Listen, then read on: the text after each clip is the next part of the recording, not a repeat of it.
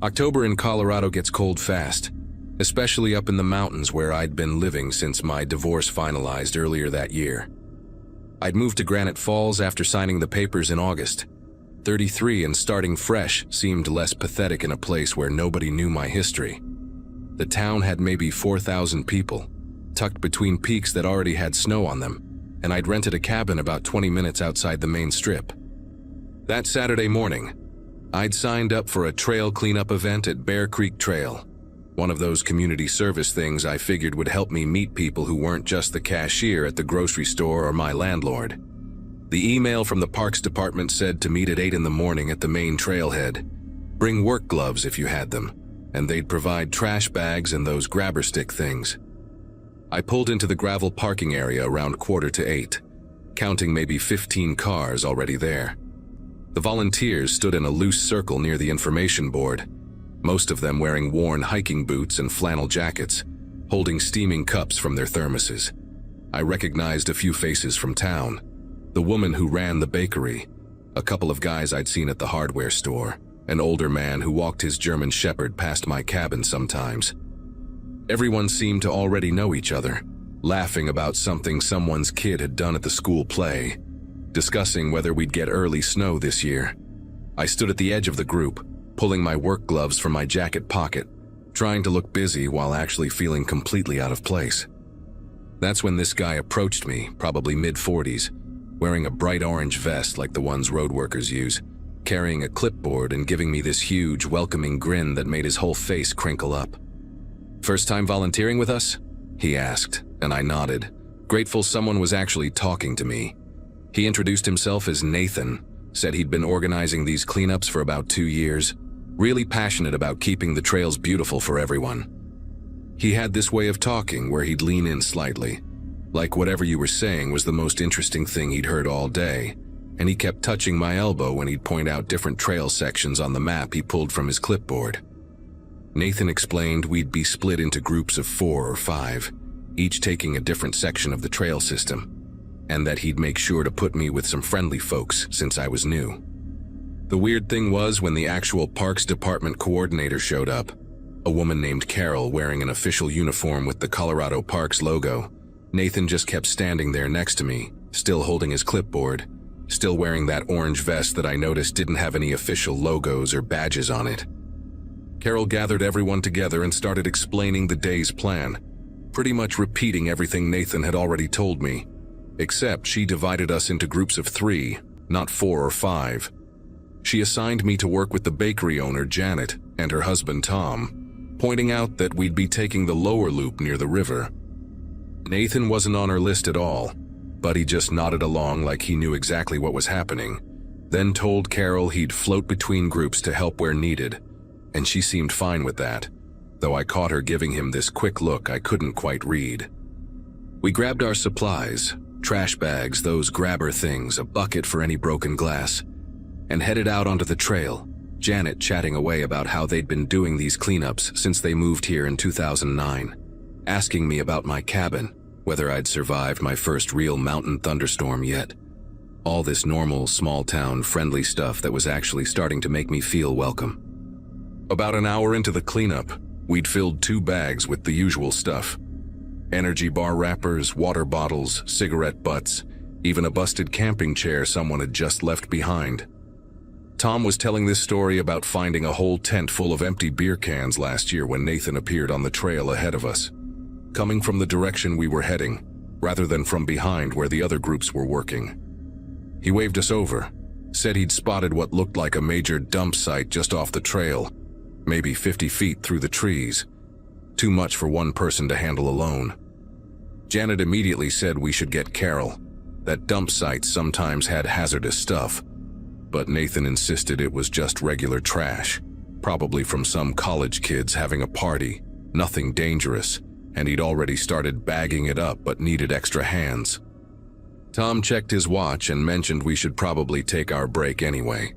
Carol had said to meet back at the parking area at 10:30 for water and snacks, and it was already past 10. Nathan jumped on that immediately, his whole face lighting up like Tom had just given him the best idea. "Hey, "If you're heading back for break anyway, I can show you a shortcut," he said, looking directly at me even though he was supposedly talking to all three of us. "There's an old service road that cuts straight back to the parking lot. Saves you probably 15 minutes versus going back the way we came. I use it all the time when I'm out here doing my own cleanup work."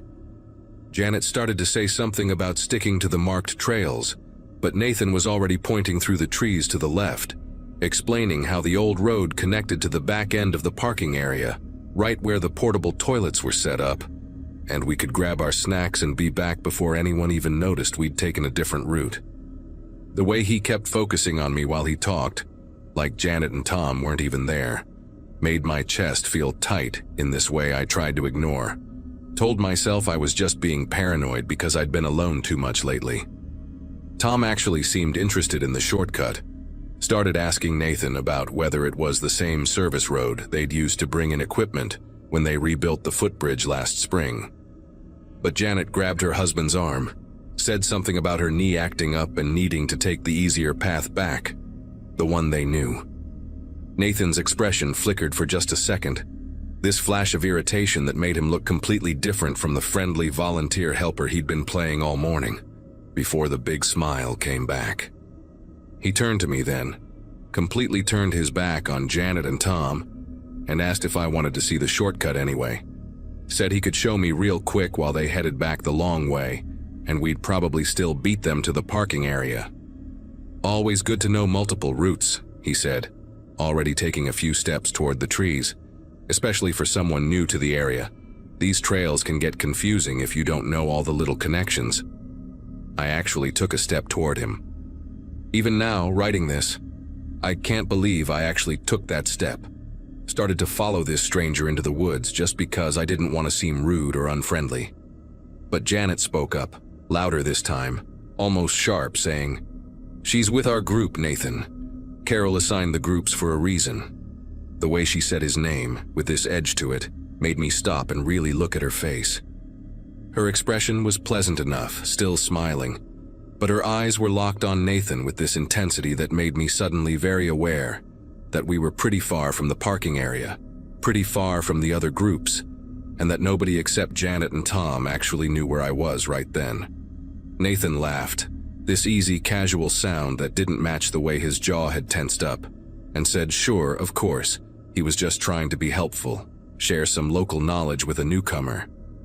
We started walking back the way we'd come, Janet keeping me between her and Tom, Nathan trailing behind us for a while before eventually disappearing off to the side, supposedly to check on another group.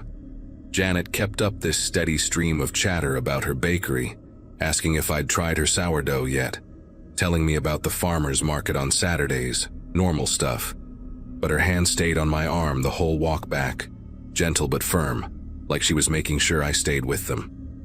When we got to the parking area, most of the other groups were already there, Carol passing out bottled water and granola bars from a cooler in her truck.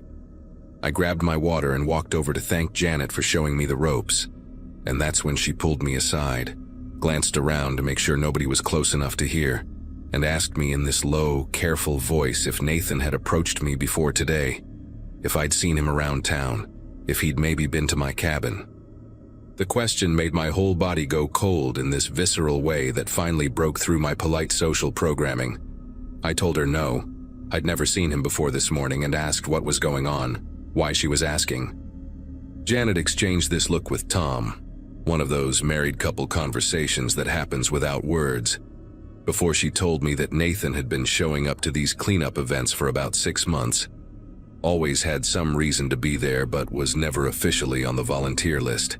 And 3 times now, young women who'd joined the groups had mentioned him making them uncomfortable, trying to separate them from others, offering to show them shortcuts or special spots along the trails.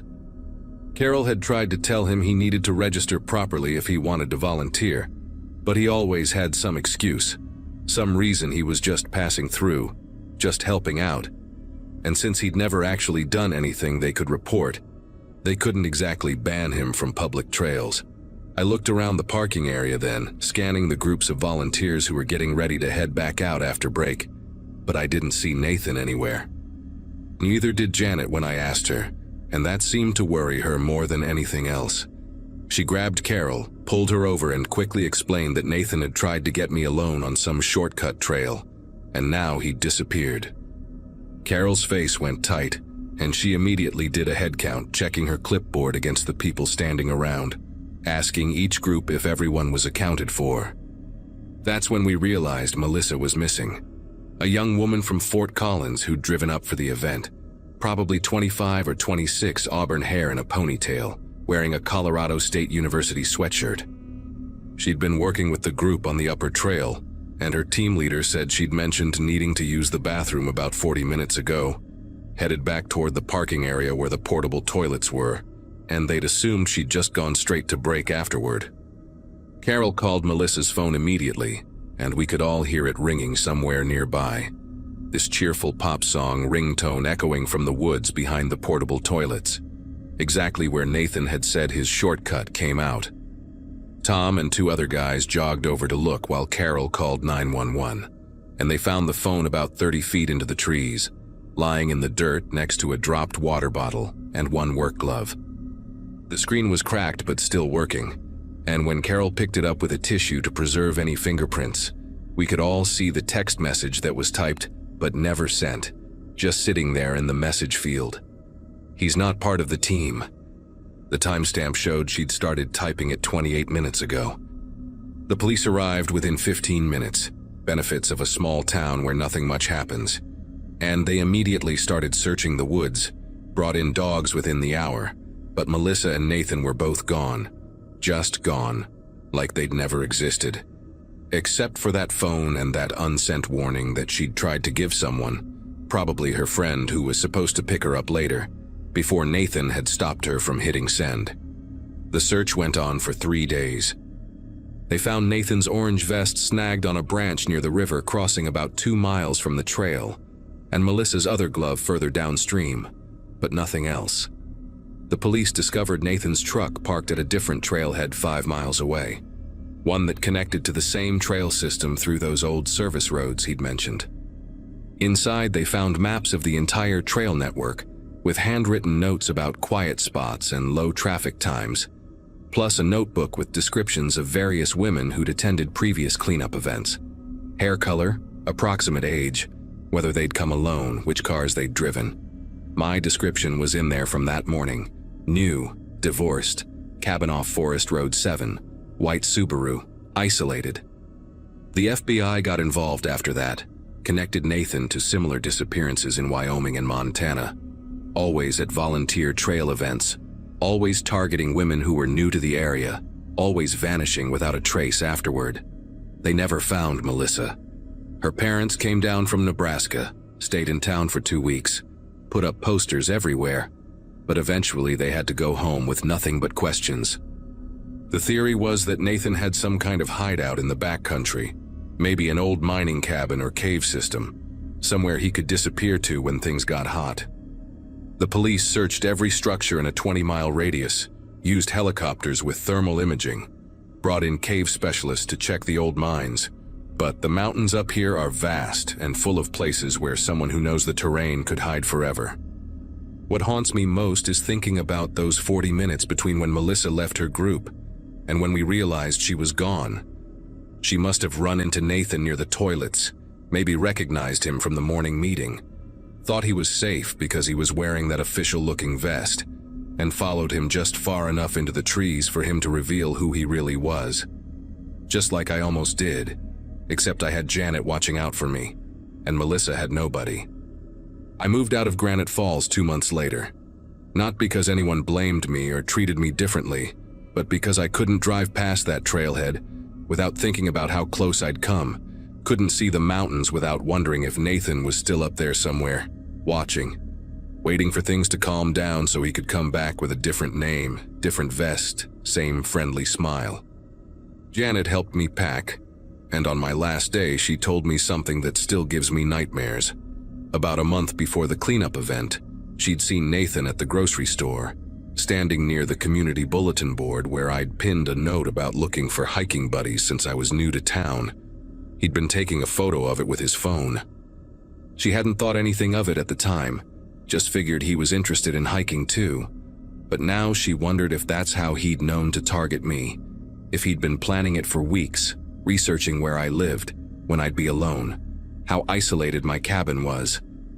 The FBI agent I spoke with before leaving said they'd linked Nathan to at least 7 disappearances across 3 states over 4 years. Always the same pattern, always women who were new to the area or visiting, always at organized outdoor events where he could blend in as a helpful volunteer. They never caught him. Sometimes I check the news from Colorado, Wyoming, Montana, looking for reports of missing hikers, and every time I see one, I wonder if it's him with a new name, new vest, new hunting ground.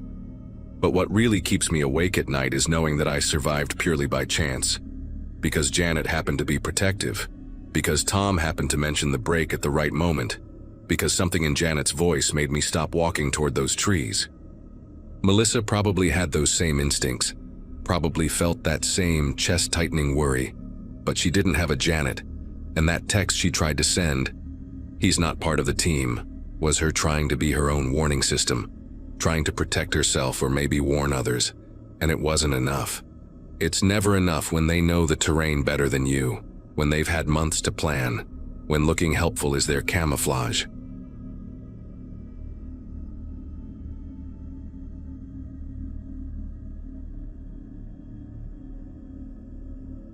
October in our town meant one thing: the annual fall fair that everyone pretended was better than it actually was. I'd been running the ring toss booth for my uncle since I turned 16, and now at 23, I knew every vendor, every security guard, and every inch of that muddy field we called a fairground. That Saturday started like any other, with me hauling stuffed animals from my uncle's van while the morning fog still clung to the grass. The Ferris wheel creaked its familiar protest as workers tested it, and the smell of funnel cake already hung thick in the air, even though we wouldn't open for another 2 hours. I remember joking with Beverly, who ran the cotton candy stand next to us, about how we'd probably see the same faces we saw every year. The Brennan family with their matching flannel shirts, old Harold who'd spend all day at the beer garden, and the groups of teenagers who thought they were too cool to be there but showed up anyway. The afternoon crowd picked up around 2, and that's when I first noticed her. Not because anything seemed wrong, but because she was helping a little kid who dropped his corn dog in the dirt. She couldn't have been more than 17, wearing one of those oversized hoodies that kids like these days, the purple one with the high school mascot on it. She bought the crying kid a new corn dog with her own money, and I remembered thinking that was pretty decent of her. Maybe an hour later I saw her again with a group of friends near the Gravitron, all of them laughing and filming each other trying to eat caramel apples without getting it all over their faces. Normal teenage stuff, you know? The kind of thing you see 100 times every fall fair and don't think twice about. But something made me keep noticing her throughout the day. Not in a creepy way, just one of those things where once you see someone, you keep spotting them in the crowd. Around 5:30, when the sun started painting everything orange and the air got that perfect October bite to it, I noticed her again, but this time she was alone. She stood between the corn maze entrance and the row of food trucks, typing on her phone with this intense focus, her face all scrunched up like she was worried about something. That's when I saw him for the first time. Baseball cap pulled low, plain gray jacket. Nothing special about him except the way he was standing. He was by the churro stand, maybe 20 feet from her, holding a cup of something but not drinking it, just holding it. When she moved toward the lemonade truck, he moved too, keeping that same distance. When she got in line, he suddenly found something very interesting to look at on the prize board at the basketball game right next to the lemonade truck. The way he moved wasn't random. It was deliberate, calculated, like he was playing some kind of game only he knew the rules to. I had a line of customers then, families wanting to win giant teddy bears, so I had to focus on my booth. But between customers, I kept glancing over, and each time, he was there, always that same distance from her, always pretending to be interested in something else. She'd moved to the kettle corn stand, and he was examining the menu at the BBQ place next door. She walked toward the portable restrooms, and he suddenly needed to throw something in the trash can nearby. The girl kept checking her phone, typing fast, and at one point she looked around quickly, like she was trying to spot someone in the crowd. Her whole body language had changed, shoulders hunched, walking faster, not stopping to look at anything anymore. I wanted to say something, do something, but what? Walk up to her and say, "Hey, that guy might be following you." What if I was wrong? What if he was just some dad waiting for his kid or something? You always think you'll know exactly what to do in these situations until you're actually in one. Then she did something that made my chest tighten. She ducked behind the funnel cake truck and just stood there, pressed against the back of it, peering around the corner. The man in the baseball cap had stopped too, standing by the ring toss game across from my booth, still holding that same cup he'd been carrying for at least 20 minutes now. He was scanning the crowd, methodical, his head moving slowly from left to right. When he didn't see her, he actually walked the entire perimeter of the food truck area, passing right by where she was hiding. She waited until he was on the opposite side before she darted out, heading toward the edge of the fairgrounds where the exhibitor parking was. But here's what made everything worse. As soon as she moved, he turned around like he'd been expecting it, like he knew exactly what she'd do. He didn't run after her, didn't even walk fast. He just followed at that same steady pace, confident, like someone who knew exactly where this was heading. I finally couldn't stand it anymore and called out to Larry, our security guy who usually hung around the beer garden. Told him there was something weird going on with some guy following a teenage girl around. Larry, who was probably pushing 70 and moved about as fast as you'd expect, said he'd take a look but had to go break up some argument at the pig races first.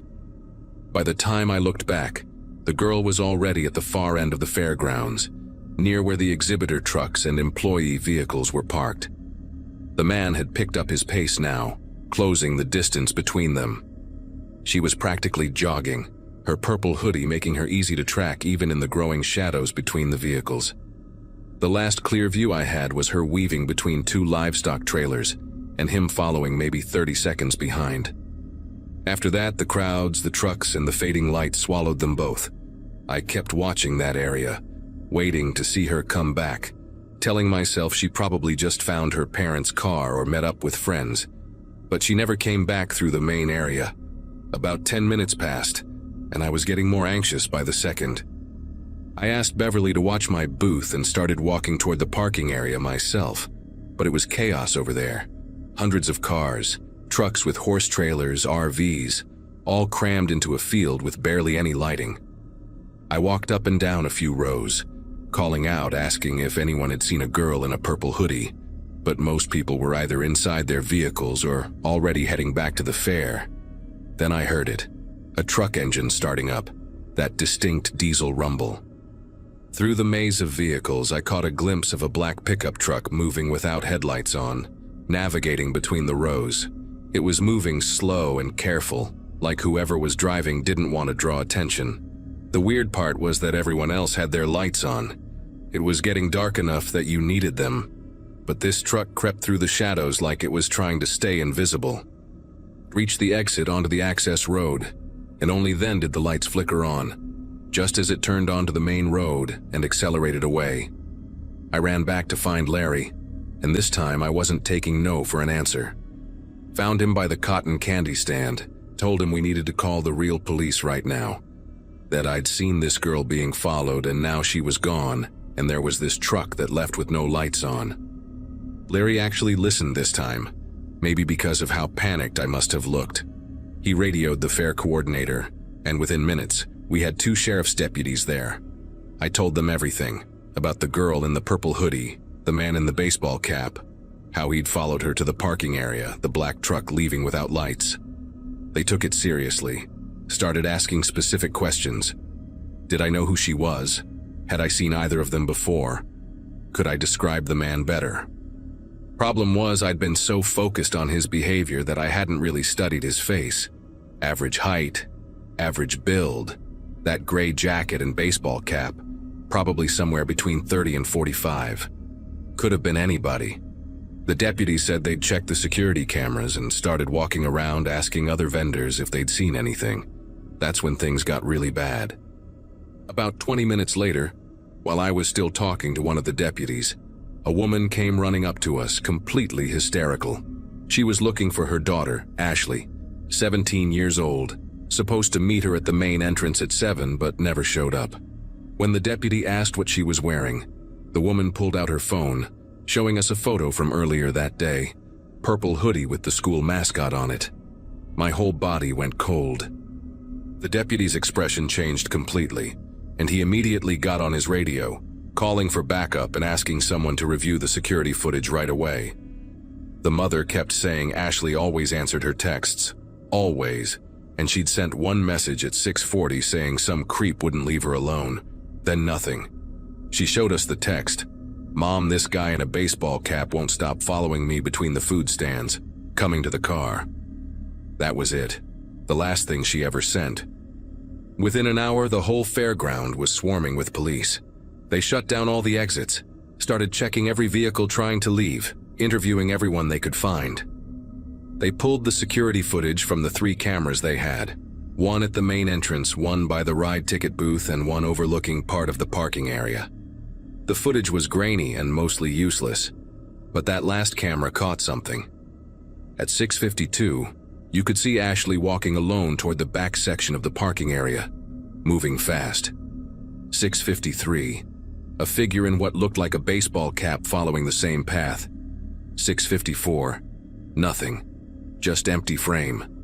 Then at 6:56, a black truck pulling out from that same area, driving slowly with no lights until it hit the access road. They couldn't get a clear shot of the license plate. The angle was wrong and the quality was too poor. But that timestamp matched exactly with when I'd seen that truck leaving. The detective who talked to me later said that 2-minute window between the man following her and the truck leaving, that was everything. Whatever happened, it happened fast. They found her phone the next morning in the parking field, screen cracked, tossed under a livestock trailer about 50 feet from where I'd last seen her. There was blood on the gravel nearby, not much, but enough. The forensics team spent hours going over that whole area, but overnight rain had washed away most of whatever evidence might have been there. The really sick part was that he must have planned it all, knew exactly where the cameras were and weren't, knew the lighting was bad in that section, knew there'd be enough chaos and noise that nobody would hear anything. The police interviewed over 200 people who were at the fair that night. 3 other teenage girls came forward saying they'd noticed a man matching that description hanging around them earlier in the day, making them uncomfortable enough that they'd stayed in groups. One girl, Kayla, said he'd asked her for directions to the parking area around 4 o'clock, but something about the way he smiled when he asked made her lie and point him toward the opposite end of the fairground.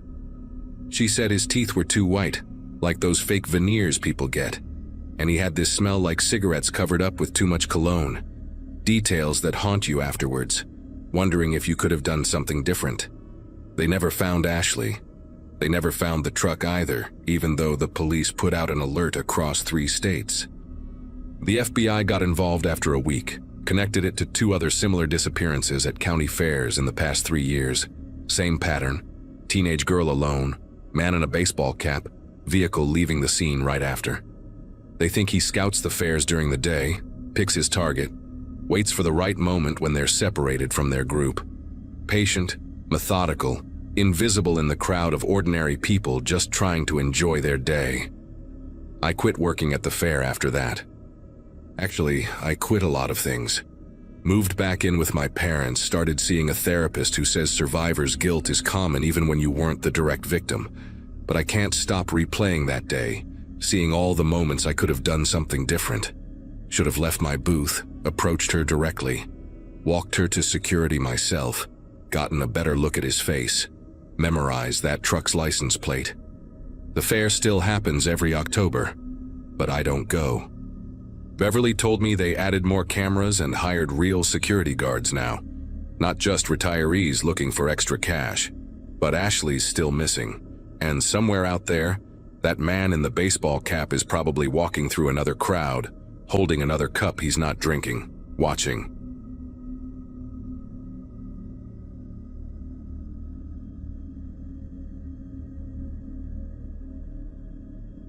The fog had gotten so thick on Interstate 84 through Oregon that I couldn't see more than 20 feet ahead, and after 16 hours of hauling refrigerated goods, my eyes were playing tricks on me.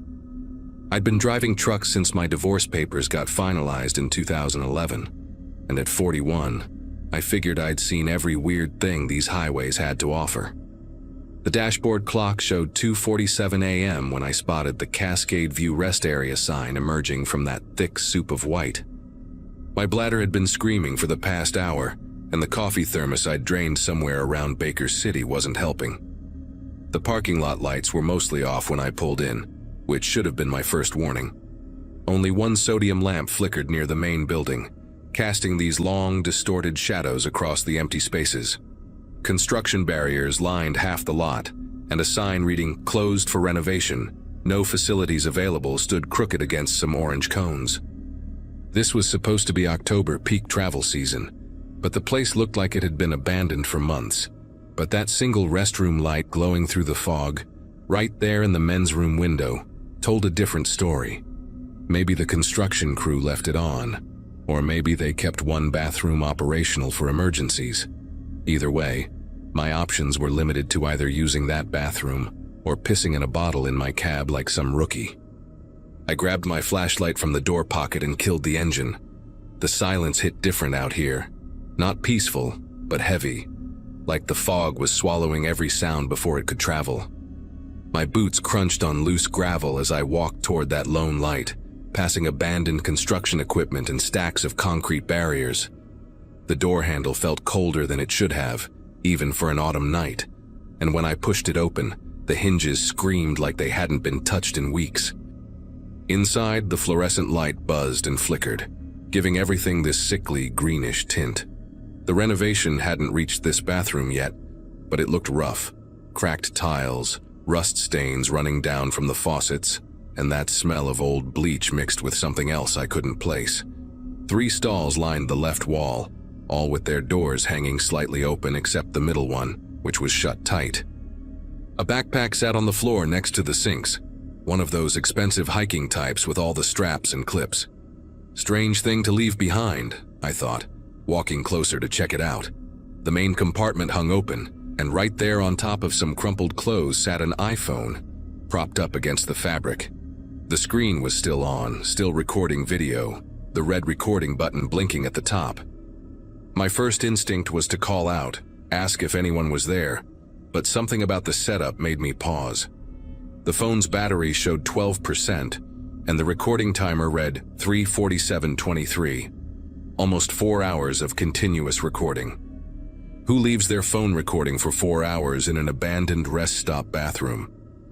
I picked it up carefully, trying not to smudge any fingerprints in case this was some kind of crime scene. The video showed mostly darkness with occasional glimpses of the bathroom ceiling when someone must have adjusted the phone's position.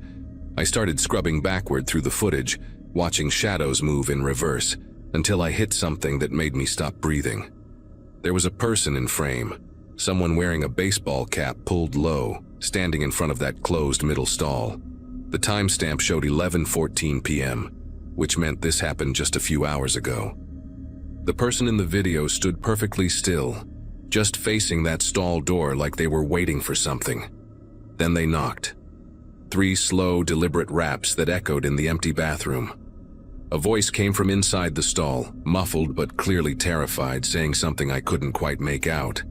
The person with the cap tilted their head, listening, then reached into their jacket pocket. They pulled out what looked like a long, thin piece of metal, maybe a coat hanger that had been straightened out.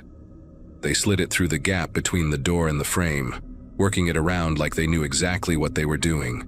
The whole time, whoever was in that stall kept talking, pleading, their voice getting higher and more desperate. After about 30 seconds of working that metal piece, there was a click, and the stall door swung open from the outside. The video got shaky after that, like whoever was holding the phone, probably the person in the stall, had started panicking.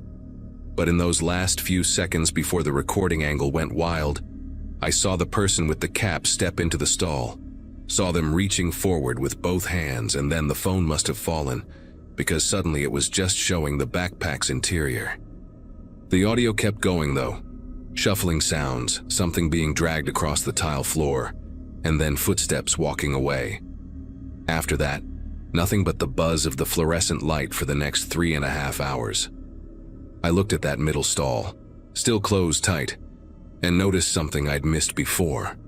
There were scratch marks on the tile floor leading from the stall to the main door, like something heavy had been dragged out. My brain kept trying to process what I'd just watched while my body stood frozen in that bathroom. The smart thing would be to get back to my truck, call 911, and let the cops handle this. But something made me walk toward that middle stall, maybe the same stupid curiosity that makes people slow down at accident scenes. The door was locked from the inside now, which didn't make sense given what I'd seen in the video. I got down on my knees, angled my flashlight under the gap, and immediately wished I hadn't. There were dark stains on the floor, still wet, and something white that looked like a broken fingernail. But what really got me was the smell coming from under that door. Metallic and thick, the kind that sticks to the back of your throat. I stood up fast, maybe too fast, because I knocked into the sink and sent the backpack sliding across the floor. That's when I heard it, a phone ringing, but not the iPhone I was holding. The sound was coming from inside the closed stall, a cheerful default ringtone that felt completely wrong in this place. It rang once, twice, 3 times, then stopped. The silence that followed felt alive somehow, expectant. Then a text message sound pinged from inside the stall. Another ping, then another. Someone was trying to reach whoever had been locked in there. I backed toward the door, still holding that iPhone with its dying battery, when I heard something that made every hair on my body stand up. Footsteps outside, slow and deliberate, crunching across the gravel. They stopped right outside the bathroom door. The handle started to turn just like in the video, except this time I was the one trapped inside. The door began to open, and through the gap, I could see the outline of someone wearing a baseball cap. I didn't think, just reacted, throwing my full weight against the door and slamming it shut. The person on the other side stumbled back, and I heard them hit the gravel hard. My fingers fumbled with the deadbolt, finally getting it locked just as they started pounding on the door. Not knocking like in the video. This was violent, desperate hammering that made the whole frame shake. They weren't saying anything, which somehow made it worse. Just that relentless pounding while I stood there, trying to figure out my next move. The bathroom had no windows, no other exit. My truck keys were in my pocket, but my truck was 50 feet away through that fog, and whoever was outside stood between me and it. The pounding stopped suddenly, and I heard footsteps moving away, circling around the building. They were looking for another way in. I grabbed the backpack, shoved the iPhone inside, and tried to think. The person knew this place, knew about the renovation, probably knew every possible entrance. Then I remembered the construction equipment outside. There had to be tools, maybe something I could use to defend myself.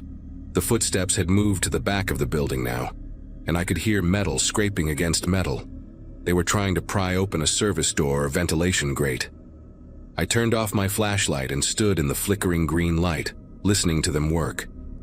That's when the lights cut out completely. The electrical box, I realized. They'd killed the power. In the absolute darkness, I heard that service door finally give way with a shriek of bent metal.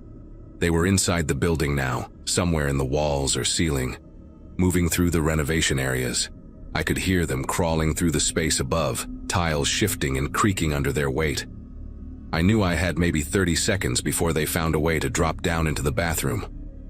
In the pitch black, I felt my way along the wall to the door, unlocked it as quietly as I could, and slipped outside. The fog hit me like a physical thing, so thick I could barely see my own feet. But I knew my truck was straight ahead, maybe 50 feet through the construction zone. I started moving, trying to remember where the barriers were, where the equipment sat. Behind me, I heard a ceiling tile crash down inside the bathroom, followed by the thud of someone dropping to the floor. They'd realize I was gone in seconds. I picked up my pace, stumbling over something metal that clanged loud enough to wake the dead. Sure enough, the bathroom door burst open behind me, and I heard those footsteps again, faster now, coming straight for me. My hand finally found the cold metal of my truck's door handle, and I yanked it open, practically falling inside. The engine roared to life, headlights cutting through the fog to reveal a figure standing just 10 feet away. Not running anymore, just standing there in that baseball cap, head tilted like they were studying me. I threw the truck in reverse, tires spinning on the loose gravel, and got the hell out of there.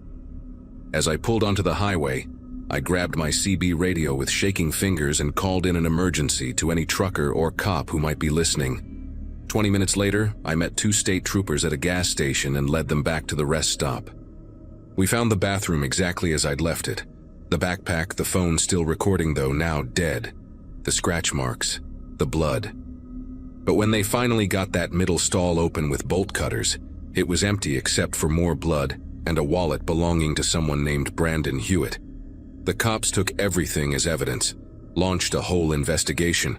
They found Brandon's car abandoned 5 miles up a service road, but never found Brandon himself or whoever took him. The detective assigned to the case called me a few weeks later, with an update that made my skin crawl all over again. They'd recovered the full video from the iPhone, including deleted segments from earlier in the evening. Brandon had been documenting his solo hiking trip, talking to the camera about the trails he'd explored that day. In one clip from around 9 p.m., he mentioned stopping at the rest area despite the construction signs because he desperately needed a bathroom. But here's what really got me.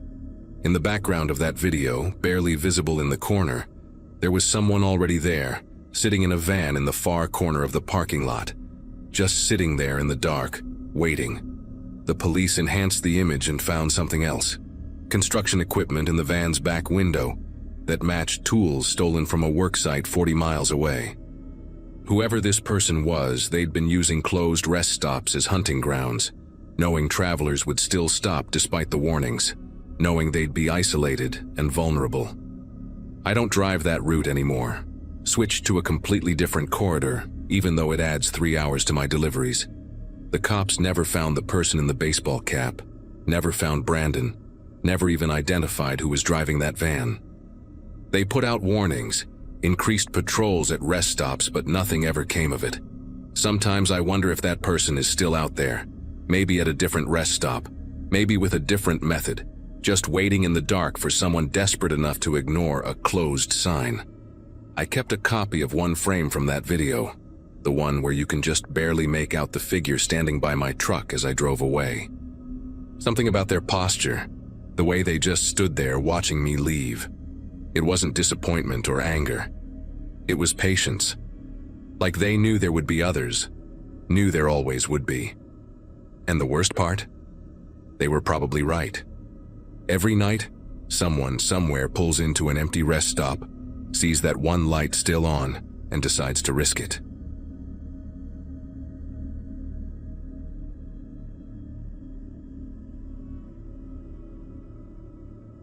Every small town in Michigan has that one farmer's market where locals sell honey, vegetables, and homemade soap. And ours on Birchwood Road was no different.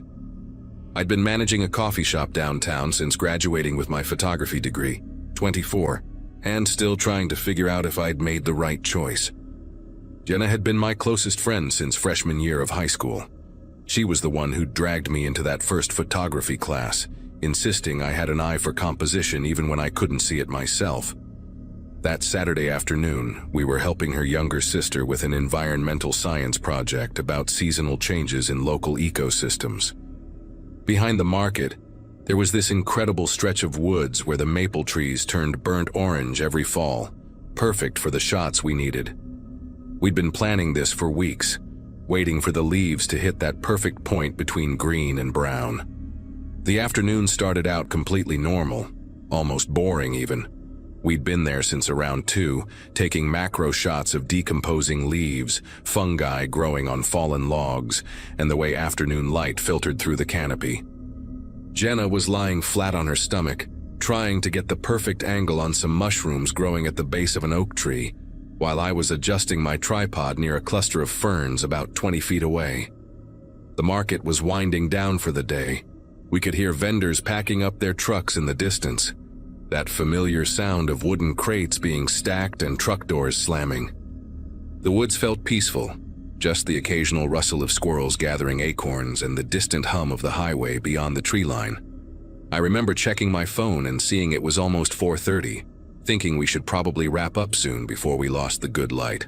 That's when Jenna stood up, brushing dirt off her jeans, and grabbed my arm with this strange expression on her face. "Don't look right away," she whispered, her fingers digging into my forearm harder than necessary. "But there's someone watching us. Behind the big elm tree, maybe 40 yards back." Her voice had this forced calm to it, like when you're trying not to scare a child, but I could feel her trembling slightly.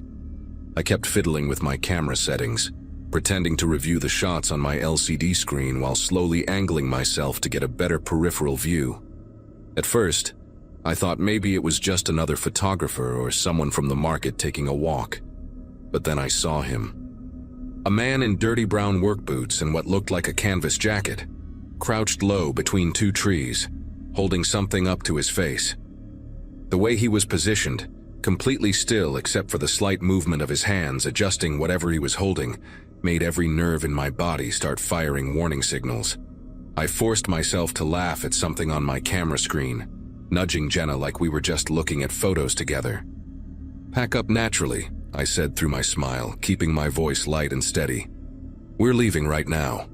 We started gathering our equipment with deliberate casualness, me collapsing my tripod, Jenna zipping her camera bag, both of us fighting the urge to run. The whole time I kept stealing glances toward where the man was positioned, and that's when I realized what he was holding: binoculars. Heavy, military-style binoculars that he had trained directly on us. The woods suddenly felt different, like all the ambient sounds had dropped away except for our own movements and breathing. Even the vendors at the market seemed impossibly far away now. As we walked back toward the parking area, maintaining that forced normal pace, I heard it. A branch snapping somewhere behind us, closer than where he'd been before. We made it to Jenna's car, a beat-up blue Subaru with too many bumper stickers, and the second the doors closed, she locked them and started the engine in one motion. "Should we call someone?" she asked, her voice shaking now that we could drop the act. I was already dialing 911, my fingers fumbling with the phone screen. While the phone rang, I kept watching the tree line, and that's when I saw him again. He'd moved to the edge of the woods, just standing there in the shadows between the last row of trees and the gravel lot. The operator answered, and I tried to explain what happened without sounding paranoid. But how do you describe that particular flavor of fear when someone's been watching you? The woman on the line said she'd send an officer to check it out, took our information and told us to wait in a safe location. Jenna drove us to the front of the market where there were still people around, and we sat there with the engine running, watching the rearview mirrors. Officer Daniels showed up about 15 minutes later, a younger guy who looked like he'd rather be anywhere else on a Saturday evening. We walked him back to where we'd been shooting, Jenna and I staying close together while pointing out the exact spots. I expected him to brush us off, maybe suggest it was just a bird watcher or someone hiking, but his demeanor changed when he saw the disturbed undergrowth where the man had been crouching. There were clear boot prints in the soft earth, and a worn path that led deeper into the woods, like someone had been going back and forth regularly. Officer Daniels radioed for backup, telling us to stay by his patrol car. Within 20 minutes, there were 3 more officers and a detective named Reeves, a woman with sharp eyes who asked us to describe every detail we could remember. They formed a line and started moving through the woods systematically, their flashlights cutting through the growing dusk. About 200 yards in, one of the officers called out, and everyone converged on a small clearing hidden behind a thick cluster of evergreens. Jenna and I couldn't see much from where we waited, but we watched Detective Reeves emerge from the tree line, her face grim, speaking rapidly into her radio. She called for crime scene techs and more units, using codes I didn't understand, but that made Officer Daniels, who'd stayed with us, go pale. "We need you both to come to the station," Reeves said when she reached us, her tone professional but urgent. "We've found something significant." During the ride there, she wouldn't tell us what they'd discovered, but I could see her jaw clenching and unclenching in the driver's seat. At the station, they separated Jenna and me into different rooms. where I spent 3 hours going over every second of our encounter with different detectives, describing the man's clothing, his approximate height and build, the exact timeline of events. It wasn't until Detective Reeves came back around 9 that night that I learned what they'd found. She sat across from me with a folder of photographs, her expression careful and controlled. "We discovered a campsite," she said, spreading out pictures of a small tent covered with camouflage netting, nearly invisible unless you knew where to look, along with several cell phones, wallets, and driver's licenses. She showed me photocopies of the IDs, 3 women and 1 man, all between 20 and 35, all from towns within a 50-mile radius. I recognized one of the names, Claire Hoffman, from news reports about a missing hiker from the previous month. My throat went completely dry as she explained that these were all people who'd been reported missing over the past year, their cases previously unconnected. The campsite had a portable camp stove, canned goods, and disturbingly a journal filled with detailed observations about people who visited the woods, including dates, times, physical descriptions, and license plate numbers. Detective Reeves flipped through more photos, showing me pages from the journal, though she kept most of the content covered with her hand. What I could see made my skin prickle. Neat, cramped handwriting describing people's routines, which days they typically came to the market, who they were usually with. One entry from 3 weeks earlier mentioned 2 young women with cameras, early 20s, brown and blonde hair, artistic types, with our exact arrival and departure times from a previous scouting trip Jenna and I had made. We hadn't even noticed anyone that day, had felt completely alone in those woods. The detective explained they'd found evidence suggesting the man had been living out there for at least 6 months, maybe longer, moving his camp periodically but always staying within the same half-mile radius. The most disturbing part was a plastic storage container buried near the tent, wrapped in garbage bags, that contained personal items clearly taken from different people. A distinctive turquoise ring, a medical alert bracelet, a wallet with the cash removed but all the cards and photos still inside. They kept us at the station until almost midnight, going through missing persons files, asking if we recognized any other names or faces. Jenna's parents came to pick her up around 11, but I drove myself home, taking the longest route possible to avoid passing anywhere near Birchwood Road. The detective said they'd launched a massive search for the man, that they had his DNA from items in the camp, his fingerprints from the journal, but somehow he'd vanished completely by the time they'd started looking. They theorized he'd been somewhere nearby, watching the entire police response, and had simply melted away into the network of woods that stretched for miles beyond the market. What haunts me most is that final detail Reeves mentioned almost offhandedly. In the journal's most recent entry, dated that very morning, he'd written about planning to make contact with his next subjects, that he was tired of just watching, that today felt like the right time to introduce himself properly. The search went on for 3 weeks. They brought in dogs, helicopters with thermal imaging, even volunteer search teams from surrounding counties, but they never found him. The farmers' market shut down temporarily while they combed every inch of those woods, and when it reopened a month later, they'd cleared a 100-foot buffer between the market and the tree line, installed motion sensor lights, security cameras, the works.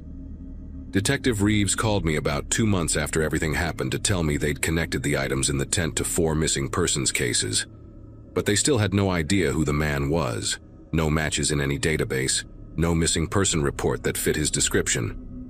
The truly unsettling part was that when they analyzed the journal more thoroughly, they found he'd been documenting visitors to those woods for at least 2 years, hundreds of entries about different people, their habits, their vulnerabilities, notes about who came alone, who seemed distracted, who would be easy to approach.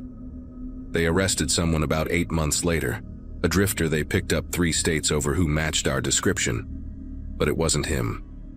Jenna was so sure at first, but when we went to identify him through the one-way glass, we both knew immediately it was wrong. The eyes were different, the way he held himself, everything. The real guy, the one from the woods, had this stillness about him, like a spider waiting in its web, perfectly patient.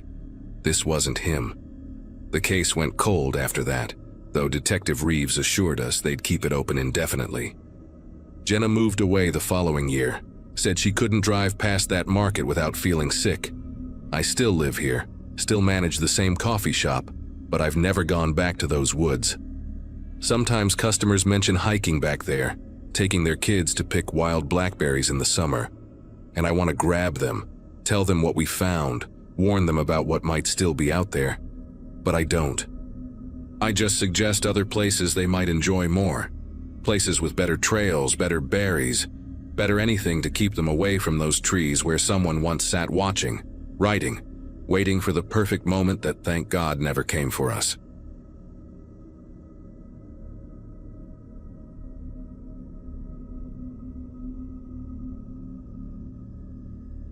The morning air had that November bite that makes you pull your jacket tighter, and I remember checking my watch, 5:45, as Duke pulled me toward the park entrance. I'd been walking that same route through Riverside Park for maybe 6 years, ever since my divorce papers got finalized and I moved into the townhouse on Walnut Drive. Duke, my golden retriever, knew every tree, every bench, every spot where the squirrels like to hide. That particular morning started like any other, except for the car parked by the eastern tree line with its engine running and headlights cutting through the pre-dawn darkness. A silver sedan, one of those generic 4 doors you see everywhere, positioned oddly between 2 oak trees where there wasn't really a proper parking spot. The exhaust fumes drifted white in the cold air, and I could hear the low rumble of the engine from 50 feet away. Duke wanted to investigate naturally, but I kept him on the path because whoever was in that car probably wanted privacy. Maybe someone having a rough night, or catching a few minutes of sleep before work. The windows were fogged up from the inside, and I couldn't make out anyone through the condensation, though the driver's seat looked occupied from the angle I had. I finished our usual loop, about 40 minutes total, and noticed the car hadn't moved an inch. Still running, still glowing in the darkness. By the time Duke and I headed home, the sky was starting to lighten to that pale gray that comes before sunrise, and I figured whoever it was would be heading out soon. I made breakfast, showered, had my usual 2 cups of black coffee while reading the news on my tablet, and completely forgot about the car until I had to run to the hardware store around 10 that morning. The quickest route to Hanson's Hardware cuts right through the park, so I decided to walk instead of drive. Maybe grab a coffee at the place on 3rd Street afterward. The silver sedan was still there. Same exact spot, same position between those 2 oaks, but now the engine was off and the headlights were dead. The driver's door hung wide open, swaying slightly in the breeze. From where I stood on the path, I could hear something playing from inside. That harsh, crackling sound of radio static turned up too loud. The windows had cleared of condensation, and I could see straight through to the passenger side. Empty. The driver's seat was pushed back all the way, like someone really tall had been sitting there, and there was a coffee cup in the center console, steam still rising faintly from it in the cold air. I stood there for maybe 30 seconds trying to process what I was seeing, because none of it made sense. People don't just abandon their cars with the door open and the radio blasting static. I walked closer, slowly, calling out a "hello?" That came out quieter than I intended. No response. The static kept crackling, oscillating between frequencies like someone had been scanning through stations and just left it between channels. Could see a wallet on the dashboard, brown leather, thick with cards, and a phone face down on the passenger seat. A jacket was draped over the back of the driver's seat, one of those expensive wool coats you see downtown professionals wearing. The coffee cup was still half full, and when I got close enough, I could see the liquid was barely lukewarm, maybe an hour or 2 old at most. There were no signs of struggle, no blood, nothing broken. Just an abandoned car with all the owner's belongings still inside, like they had simply vanished mid-sip. I pulled out my phone and called 911, explaining the situation to the dispatcher, who seemed more concerned when I mentioned the personal items left behind. 2 patrol cars showed up within 15 minutes, and I watched from a nearby bench as the officers examined the scene. They ran the plates, tried the phone, it was locked, and carefully bagged the wallet. One officer, a younger guy with a notebook out, came over to ask me questions. When exactly had I first seen the car? Was anyone else around? Did I touch anything? I told him everything about my morning walk, how the car had been running for hours with someone possibly inside, and how I'd found it like this on my way to the hardware store.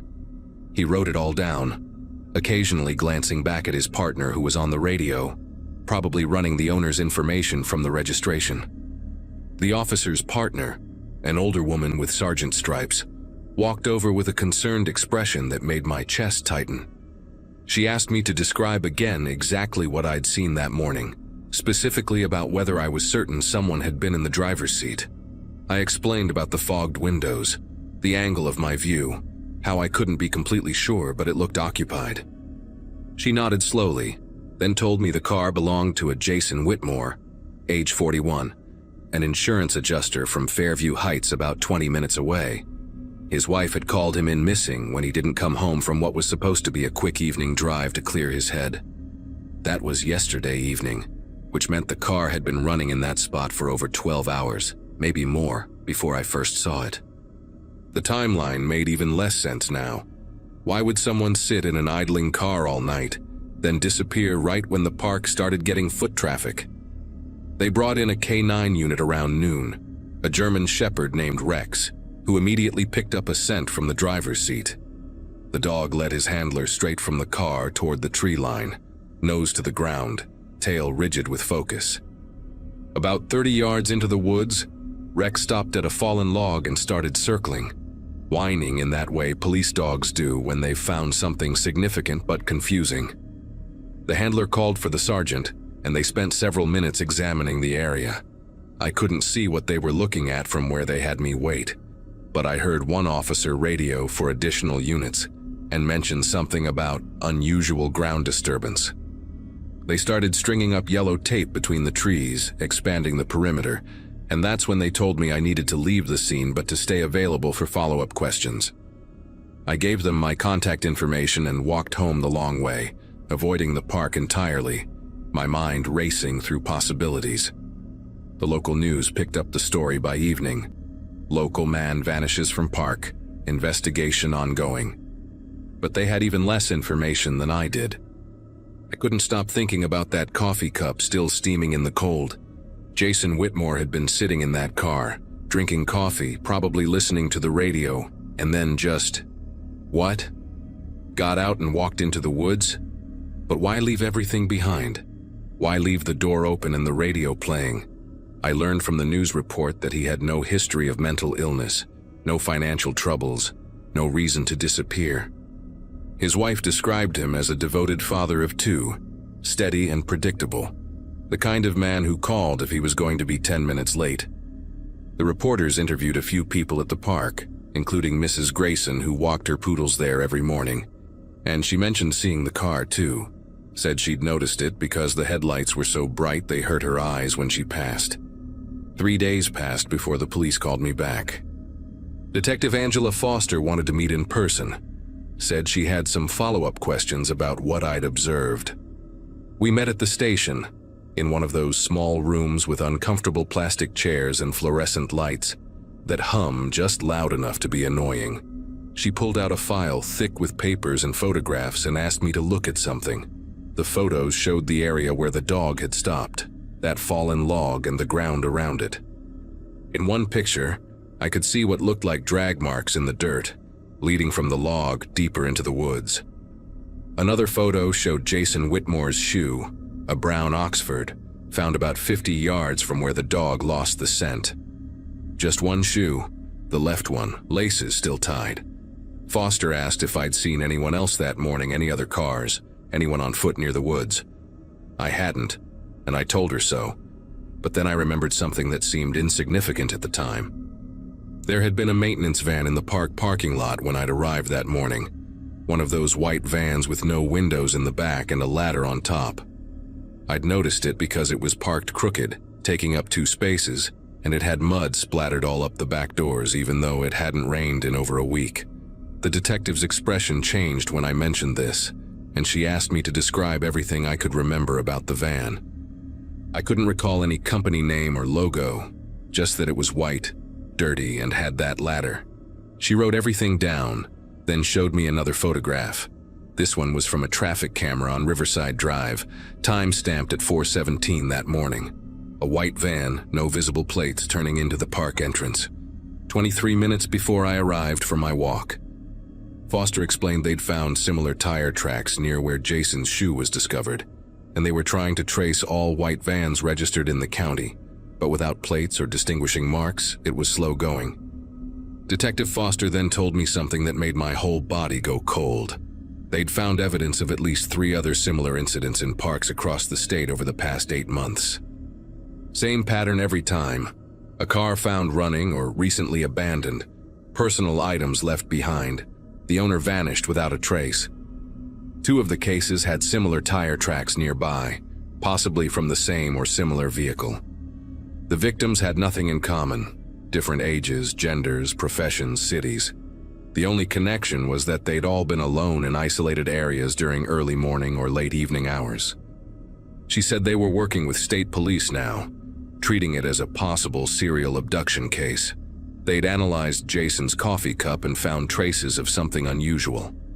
Not a drug exactly, but a compound that could cause disorientation and muscle weakness if inhaled in concentrated amounts. The theory was that someone had been watching these people, waiting for them to be alone and vulnerable, then somehow introducing this substance into their vehicles, maybe through the ventilation system, while they sat there unaware. The investigation went on for weeks, but they never found Jason Whitmore or the white van. His family held a memorial service after 3 months with no leads, no body, no answers. I stopped walking in the park after that, started driving to a gym across town instead. Every time I see a white van now, especially those without windows, my heart races, and I find myself checking the plates, looking for mud on the doors, watching to see where it goes. Detective Foster called me one last time about 6 months after Jason disappeared to tell me they'd connected 2 more cases to the pattern, but still had no solid leads. She thanked me for my help and said they'd be in touch if anything developed. That was 2 years ago now, and I still think about that morning sometimes, about the coffee steam rising in the cold air, about how Jason Whitmore was just trying to clear his head with a drive and ended up becoming another unsolved case. The park reopened after a few months, and people walked their dogs there like nothing happened, but I know some of them remember, especially the early morning regulars who now walk in groups, never alone, always watching the tree line and checking the parking lot for white vans that don't belong.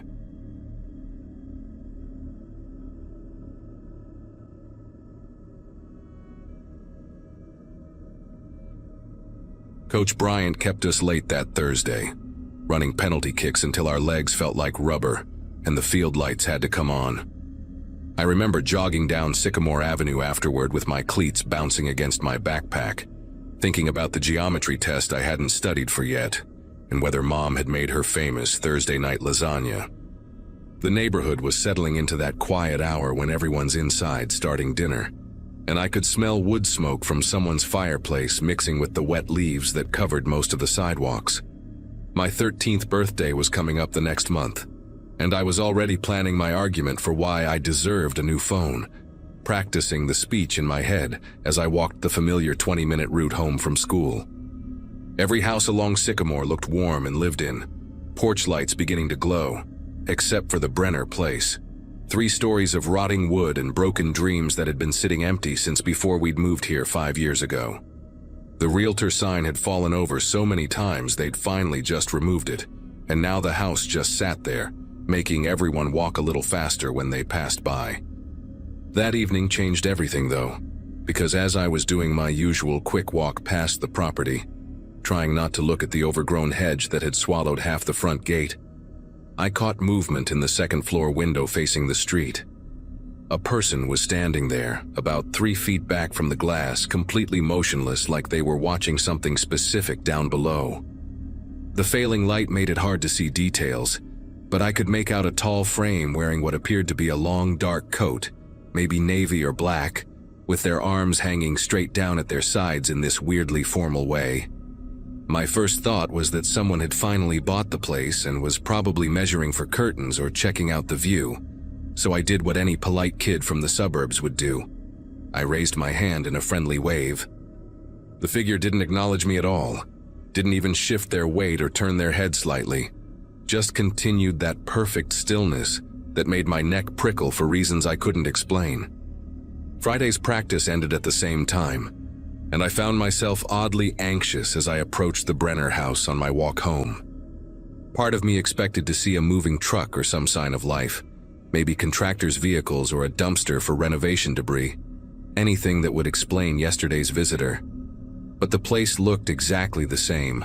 Dead grass, paint curling off the siding like old scabs, and that rusty mailbox with its door hanging open at a broken angle.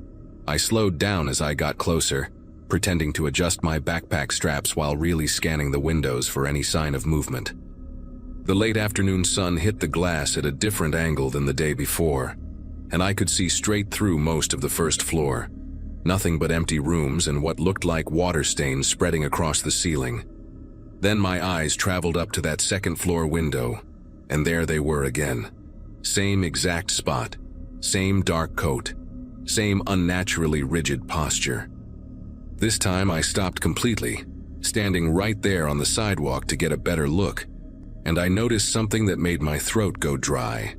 The person's hands were perfectly aligned with the seams of their coat, fingers pointing straight down like a soldier at attention, but their head was tilted at this subtle angle that suggested they were looking directly at me.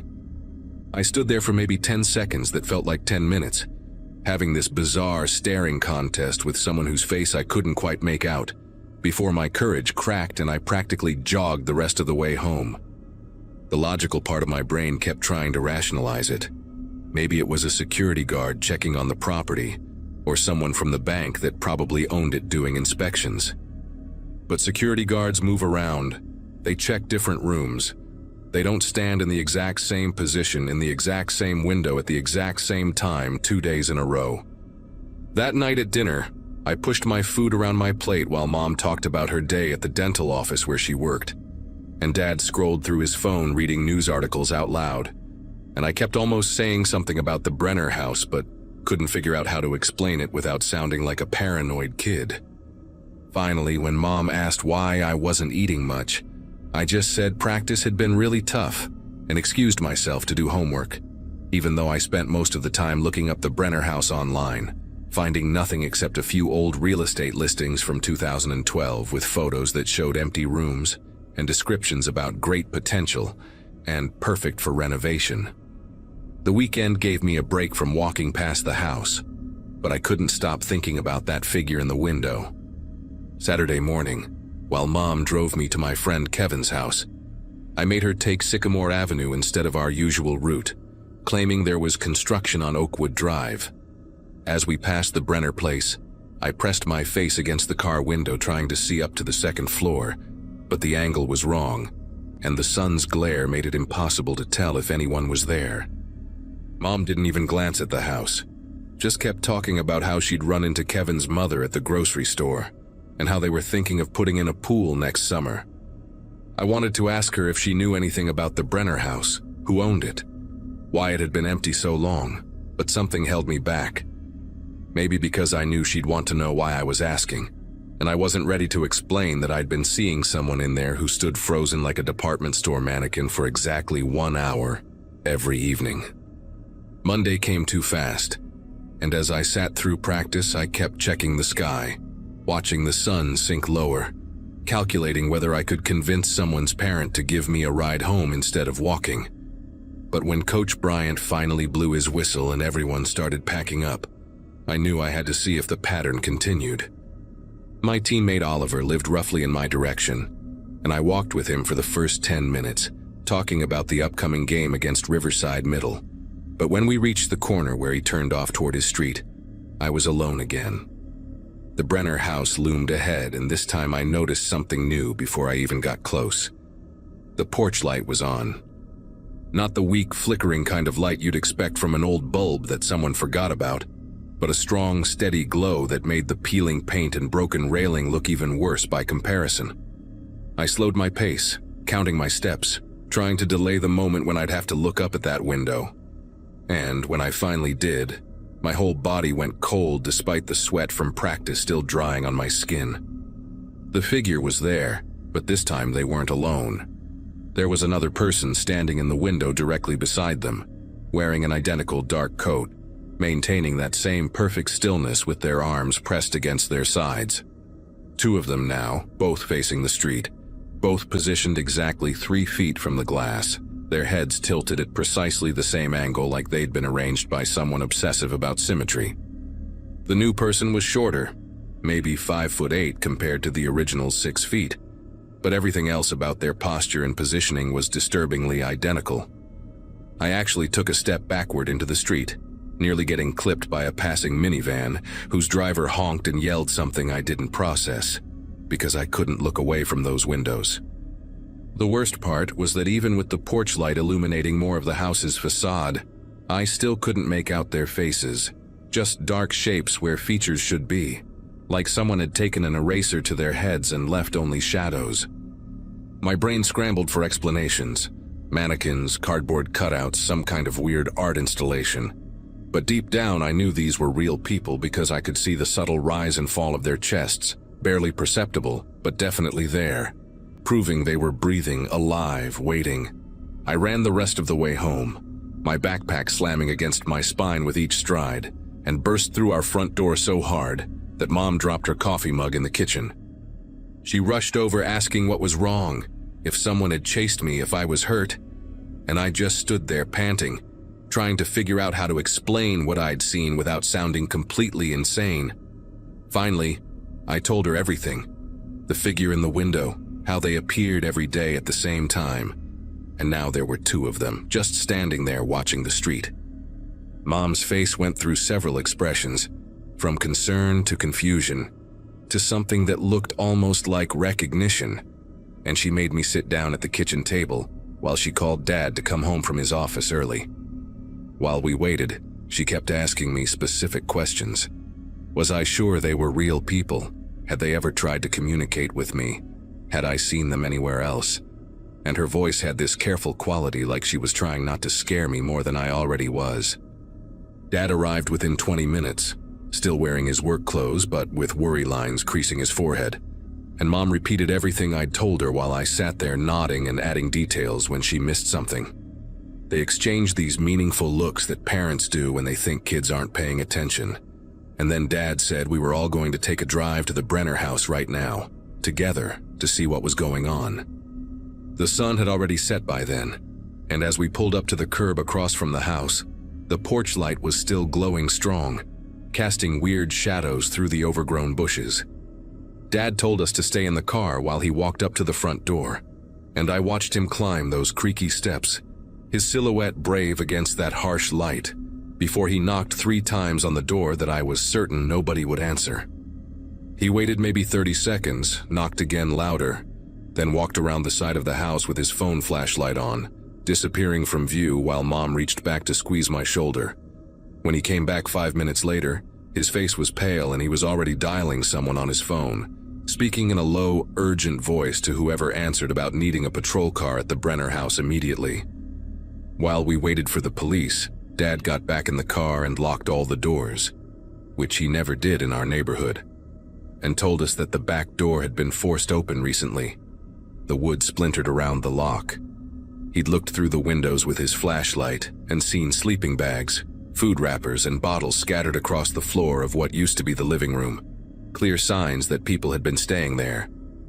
The police arrived in 2 squad cars, and we watched from our car as 4 officers entered the house with their flashlights sweeping through the darkness, their radios crackling with static and coded messages I couldn't understand. They were inside for what felt like forever but was probably only 15 minutes, and when they came out, they were escorting 3 people, 2 men and a woman, all wearing those long dark coats I'd been seeing in the window, their faces gaunt and expressionless as they were guided into the patrol cars. One of the officers, a woman with sergeant stripes, came over to talk to my parents, explaining that these were homeless individuals who'd been squatting in the abandoned property, and from what they could tell, they'd been watching the neighborhood kids walking home from school, timing their routines, though she couldn't say exactly why. The sergeant mentioned something that still gives me chills when I think about it. They'd found notebooks in the house filled with detailed schedules of when kids passed by, physical descriptions, which houses they entered, even notes about which ones walked alone versus in groups. The three people weren't talking much, she said, but they seemed to be part of some group that believed watching children during what they called transition hours would reveal something important, though what exactly remained unclear. They'd been living in the house for about 2 weeks, taking turns standing in that window during the after-school hours, maintaining their strange vigil with a dedication that bordered on religious devotion. The woman they arrested had told one officer that they were documenting patterns, but wouldn't elaborate on what that meant or what they planned to do with the information. Mom pulled me closer as the sergeant talked, and I could feel her trembling slightly, probably thinking the same thing I was, that I'd been walking past those watching eyes every single day, becoming part of their bizarre documentation without knowing it. The police said they'd be increasing patrols in the area, and that the city would finally be boarding up the Brenner house properly, with proper locks and security measures to prevent anyone else from getting in. For weeks after that night, Mom drove me to and from practice, making excuses about errands she needed to run anyway, though we both knew the real reason. The Brenner house got boarded up as promised, thick plywood covering every window and door, with bright orange "No Trespassing" signs posted all around the property, and eventually the city put up a chain-link fence around the entire lot. I never found out what happened to those three people, whether they went to jail, got psychiatric help, or just moved on to watch children from some other abandoned house in another neighborhood. Sometimes I still think about them standing in that window, perfectly still, counting us as we passed like we were birds migrating south or cars on a highway, trying to divine some meaning from our daily routines that the rest of us couldn't see. The house was finally demolished the following spring, and now there's just an empty lot there with tall grass and wildflowers, though I still walk on the opposite side of the street when I pass by, unable to shake the memory of those dark silhouettes arranged so precisely in the window, watching and waiting for reasons I'll probably never understand.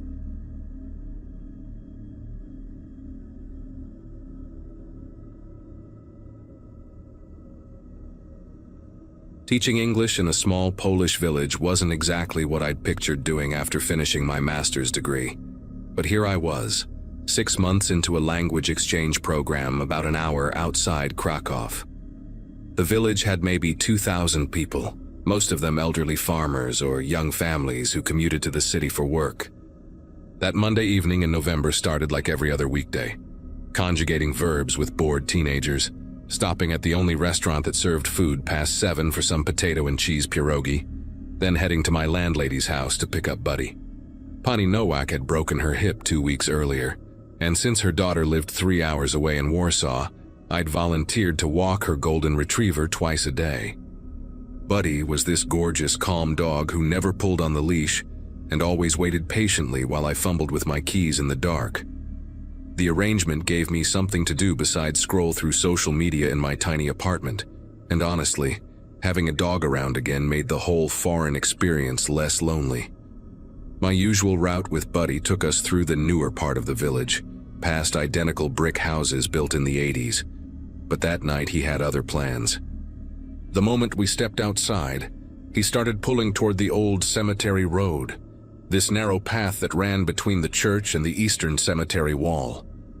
The main road through our village connected everything important: the school where I taught, the church with its oxidized copper spire, the small market that closed at 6, and behind the church, the cemetery that seemed to go on forever.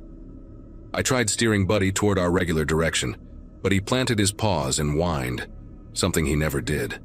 The street lamps from the main road threw just enough light onto the cemetery path that I could make out where we'd be walking. Since it was only about 8:30 and other dog walkers were probably still out, I let Buddy lead the way. The second we turned onto that narrow road, everything felt colder, quieter, like the sounds from the main street couldn't quite reach us anymore. The path itself was maybe 4 feet wide, pressed between the church's old stone wall on one side and the cemetery's iron fence on the other. Through the fence bars, I could see rows of headstones, some dating back to the 1800s according to what locals had told me, their surfaces covered in moss and lichen that looked black in the darkness. The smell changed immediately once we entered. Wet leaves mixed with something sharper, almost metallic, that made me wrinkle my nose. But he had stopped whining completely now, moving forward with this intense focus I'd never seen from him before. His ears were perked up, his whole body rigid with attention as he led me deeper down the path. The cemetery gate was about 60 meters ahead, and even from a distance, I could tell someone was standing there. At first, I thought maybe it was the groundskeeper or Father Wojciech checking on something. But as we got closer, I realized this person was too tall, too still, wearing clothes that didn't match anyone I knew from the village. The man stood perfectly motionless beside the cemetery gate, dressed in a long gray coat that nearly touched the ground. His posture was strange, completely rigid, arms at his sides facing the gate but not trying to open it, just standing there like he was waiting for something or someone. In the weak light that filtered through from a distant street lamp, I could see he had thin dark hair that hung past his collar, and his face was turned slightly away from us. What really made me want to turn around immediately was how Buddy reacted. The dog went completely stiff, planted his feet, and let out this low, continuous growl that vibrated through the leash into my hand. Buddy loved everyone, literally everyone, from the grumpy man who ran the market to the kids who sometimes pulled his tail. But here he was, warning me about this stranger in a way that made every instinct scream at me to leave. I started backing up slowly, keeping Buddy's leash tight, but then the man moved. Not toward us, thank God, but he raised one hand and pressed it flat against the cemetery gate, fingers spread wide like he was feeling for something through the metal. That's when I noticed the items arranged on the ground around his feet. Several white candles placed in a semicircle, though none were lit, and what looked like rope coiled in a specific pattern I didn't recognize. A dark canvas bag sat open beside him, and I could see tools inside. Definitely a small shovel, some kind of pry bar, and other things I couldn't identify in the dim light. The whole setup looked deliberate, ritualistic even, like he was preparing for something that required specific steps and equipment. He kept his hand pressed against the gate and I heard him speaking, not loudly, more like murmuring or chanting in a language that definitely wasn't Polish or English, something with harsh consonants that seemed to catch in his throat. My phone was in my pocket, but I was terrified that any movement might draw his attention fully toward us. Buddy's growling had gotten louder, more aggressive, and he was pulling backward now, trying to get us away from the man, which was all the encouragement I needed. We backed up faster, my eyes still locked on the stranger, watching as he moved his hand across the gate in slow, deliberate motions, almost like he was drawing invisible symbols on the metal. Then he reached down into his bag and pulled out what looked like a glass jar, filled with something dark, liquid or powder, I couldn't tell, and began pouring it along the base of the gate. The smell that reached us was awful, like rotten eggs mixed with something chemical that burned the inside of my nose.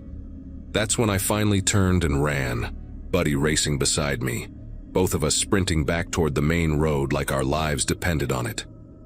Behind us, I could hear the man's voice getting louder, the foreign words echoing off the church wall, but I didn't look back until we reached the pool of light from the street lamps. Once we hit the main road, I didn't stop running until we reached Pani Nowak's house, my lungs burning and legs shaking from the sprint. I fumbled with the gate latch, practically threw Buddy into the yard, and locked it behind us before collapsing on the front steps.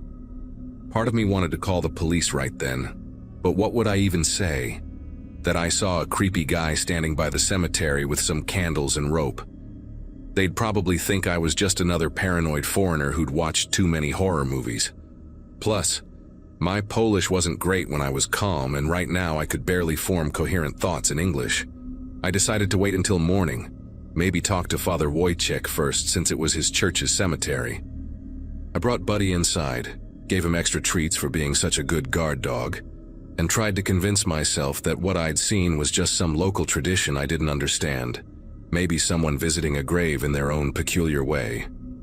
I barely slept that night, jumping at every creak of my old apartment building, checking the locks on my door 3 times before finally crawling into bed around 2 in the morning. Every time I closed my eyes, I saw that man's pale hand pressed against the gate, remembered that terrible smell, heard those guttural words that sounded more like cursing than praying. When my alarm went off at 6:30, I actually felt relieved that the night was over. I got ready for work mechanically, trying to push the whole incident out of my mind, telling myself it would seem less frightening in daylight.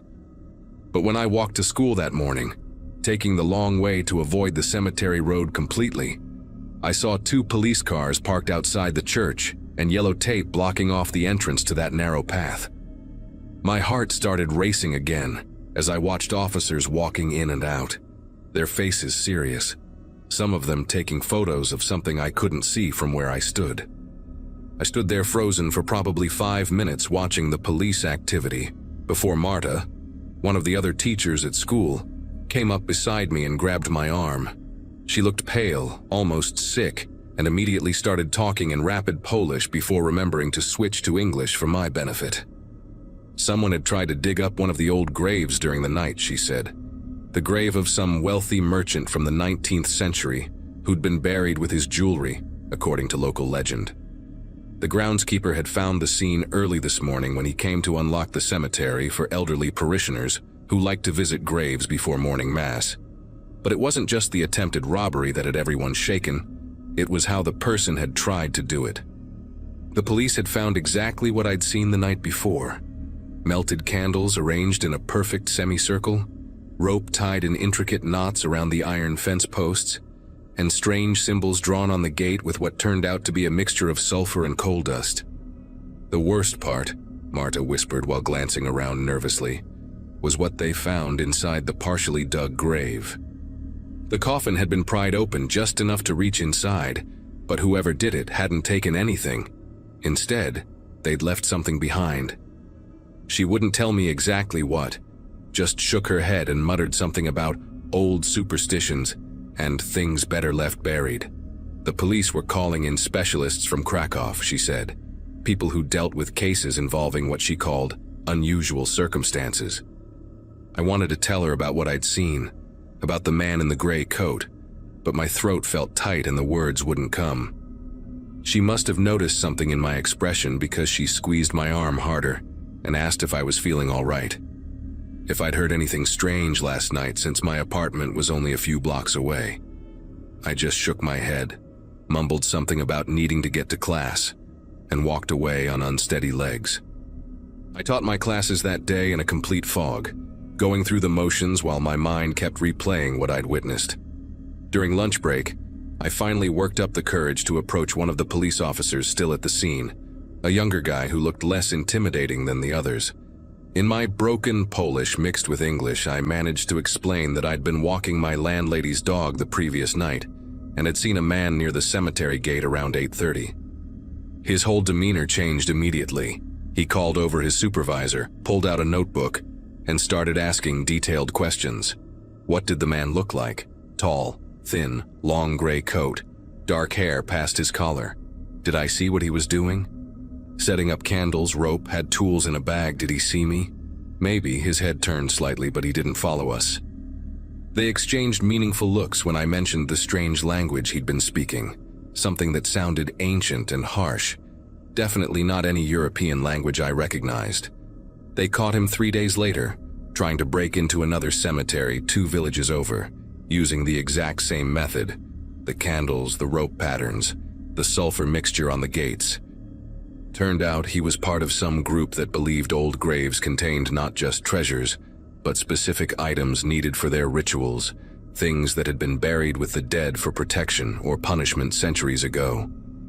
The police never did tell me what he'd left in that merchant's coffin, but Father Wojciech had the entire cemetery blessed twice that week, and locals started leaving fresh flowers and crosses at the violated grave every single day. I finished out my teaching contract, but I never walked past that cemetery after dark again. And even now, years later, whenever I smell sulfur or see candles arranged in a circle, I remember that night and the way Buddy knew just knew that we needed to run.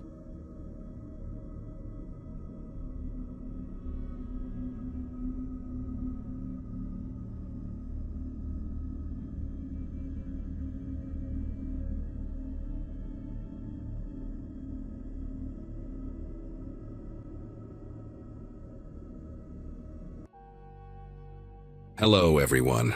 Before we start, make sure to like and subscribe to the channel, and leave a comment with where you're from and what time you're watching. That way, YouTube will keep showing you stories just like this one. Now, let's begin.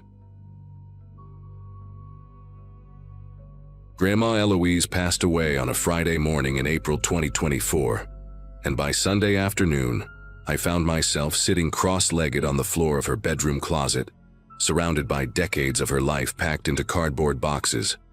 My mother had asked me to help sort through everything since she could barely step into the house without breaking down. At 26, fresh out of a failed engagement and temporarily crashing at my parents' place in rural Virginia, I had nothing but time on my hands. Grandma and I had always been close, the kind of close where she would call me her little co-conspirator whenever we snuck extra dessert before dinner. She lived alone in that old farmhouse for 11 years after Grandpa Harold died, refusing to move despite everyone's concerns. The house smelled like her lavender hand cream and old books, and going through her things felt like reading her diary without permission. I expected to find old recipes, maybe some love letters from Grandpa, perhaps photographs from her years as a schoolteacher. What I did not expect was for my entire understanding of who she was to collapse within the span of a single afternoon. The first few boxes contained exactly what you would imagine. Report cards she had saved from students who had written sweet notes on the back, Christmas cards dating back to the 70s, receipts she had kept for absolutely no logical reason. I was actually smiling, shaking my head at how she had hoarded rubber bands in a mason jar, like they were precious gems. Then I pulled out a shoebox from the very back of her closet, hidden behind a stack of quilts she had sewn herself. It was heavier than it should have been, and the lid was secured with a thick rubber band that had nearly fused to the cardboard. When I finally pried it open, I found a bundle of documents wrapped in a faded silk scarf, the kind with hand-rolled edges that women wore in old Hollywood movies. There was a marriage certificate on top, yellowed and brittle, dated June 1961. The bride's name was Eloise Marie Compton, my grandmother's maiden name. But the groom was not Harold Weston, the man I had called Grandpa my entire life. The name typed in careful black letters was Vincent Agostino, and seeing it there made me feel like I had just stepped through a trap door into a room that was never supposed to exist. I sat there for a long time just staring at that certificate, trying to make it fit into the story of my grandmother that I had known my whole life. She married Grandpa Harold in 1965. I knew that because their anniversary was always a big deal, always celebrated with her famous lemon cake and too many candles. But this certificate said she had been married 4 years before that, to a man none of us had ever heard of. I carefully unfolded the other documents in the bundle, my fingers leaving smudges on paper that had not been touched in decades. There were photographs, small square ones with scalloped edges, the kind they used to take at photo booths. My grandmother, impossibly young, maybe 19 or 20, with victory rolls in her dark hair and red lipstick that photographed almost black. And next to her, a man with slicked back hair, a sharp jaw, and eyes that looked like they were keeping secrets even in a snapshot. He was handsome in a dangerous way, the kind of handsome that mothers warned their daughters about. On the back of one photo, in my grandmother's careful cursive, were the words, "V and me, Coney Island, June 1961. Beneath the photographs, I found newspaper clippings, brittle and brown at the edges, folded into small squares like someone had been hiding them for a very long time. The first one was from the Brooklyn Daily Eagle, dated March 1963. The headline read, "Local businessman sought for questioning in warehouse fire." There was no photo, but the article mentioned a Vincent Agostino, age 24, believed to be connected to the Marano crime family operating out of Red Hook. 3 men had died in that fire. The article said investigators suspected arson, that the warehouse had been used as a front for illegal gambling operations, and that Agostino had not been seen since the night of the blaze. I read it 3 times, waiting for the words to change, waiting for some other Vincent Agostino to appear, a different man with the same name, a coincidence that would let me keep my grandmother intact. But the next clipping was worse.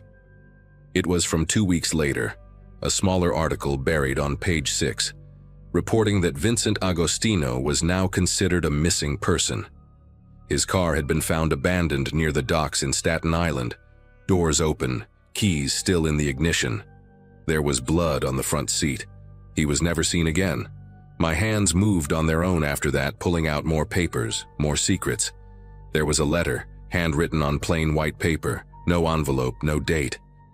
The handwriting was jagged, hurried, nothing like my grandmother's elegant script.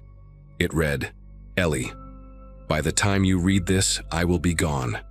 Do not look for me. Do not ask questions. Forget you ever knew my name. They will come asking and you must tell them nothing. You were never my wife, we never met. Burn this letter and everything else. I am sorry for what I brought into your life. V." She had not burned it. She had kept it for over 60 years, tucked away in this shoebox along with her marriage certificate and those photographs and those terrible newspaper clippings. I tried to imagine her as a young woman, barely 22 years old, receiving this letter, realizing that her husband was either dead or running for his life, and that she could never speak of him again. I tried to imagine the fear she must have felt, the grief she could not share with anyone, the weight of pretending he had never existed. At the very bottom of the shoebox, beneath everything else, I found a small spiral notebook with a faded green cover. It was a diary of sorts, though not quite, more like scattered notes written in my grandmother's handwriting at different times over many years. The first entry was dated April 1963, just weeks after Vincent disappeared. Men came to the apartment today, 2 of them. They asked about V. I told them I did not know anyone by that name. They did not believe me. One of them grabbed my wrist hard enough to leave bruises. They said they would be back. I turned the page with shaking fingers. May 1963, moved to Virginia. Changed my name back to Compton. Told everyone I was a widow, that my husband died in Korea. No one questions a war widow. The entries continued, sparse but devastating. In 1965, she wrote about meeting Harold, a kind man who worked at the post office and brought her flowers every Sunday. In 1967, she wrote about their wedding, about how happy she was, about how she had finally started to feel safe. But then, in 1971, another entry. A man came to the school today, said he was looking for an old friend named Ellie Agostino. I told him there was no one here by that name. He smiled at me before he left. He knew. They still know. I kept reading, unable to stop, each entry pulling me deeper into a life I never knew existed. The entries were not frequent. Sometimes years would pass between them, but they painted a picture of constant, quiet terror. In 1978, she wrote about a black sedan that parked outside their house for 3 days straight, before finally driving away. She never told Harold. In 1985, when my mother was a teenager, someone broke into their car and rifled through the glove compartment, but took nothing of value. They were looking for something, my grandmother wrote, or sending a message. I do not know which is worse. In 1993, she received a sympathy card in the mail after her own mother's funeral. It was unsigned, postmarked from Brooklyn, and inside someone had written only, "Our condolences to the Agostino family." She kept that card too, pressed between the pages of the notebook like a dried flower, a reminder of a threat that never quite went away. I realized then that my grandmother had spent her entire adult life looking over her shoulder, waiting for the past to finally catch up with her. The last entry in the notebook was dated just 3 years ago, in 2022. My grandmother's handwriting had grown shaky by then, the letters wobbly and uneven in a way that made my chest ache. I am 83 years old and I still check the locks twice every night. I still look at every unfamiliar car that drives down our road. Harold has been gone for over a decade now. and I am alone with this secret, the way I always knew I would be. Sometimes I think about telling the children, about leaving this box for them to find after I'm gone. But what good would it do? The men who killed Vincent are probably dead themselves by now. The Moranos are gone, broken up by the FBI in the 80s. There is no one left to be afraid of. And yet, I am still afraid. I have been afraid for 60 years, and I do not know how to stop. Maybe when I die, the fear will finally die with me. Maybe that is the only way it ends. I closed the notebook and pressed it against my chest, and I sat there in my dead grandmother's closet and cried for the terrified young woman she had been, and for all the years she spent carrying this weight alone.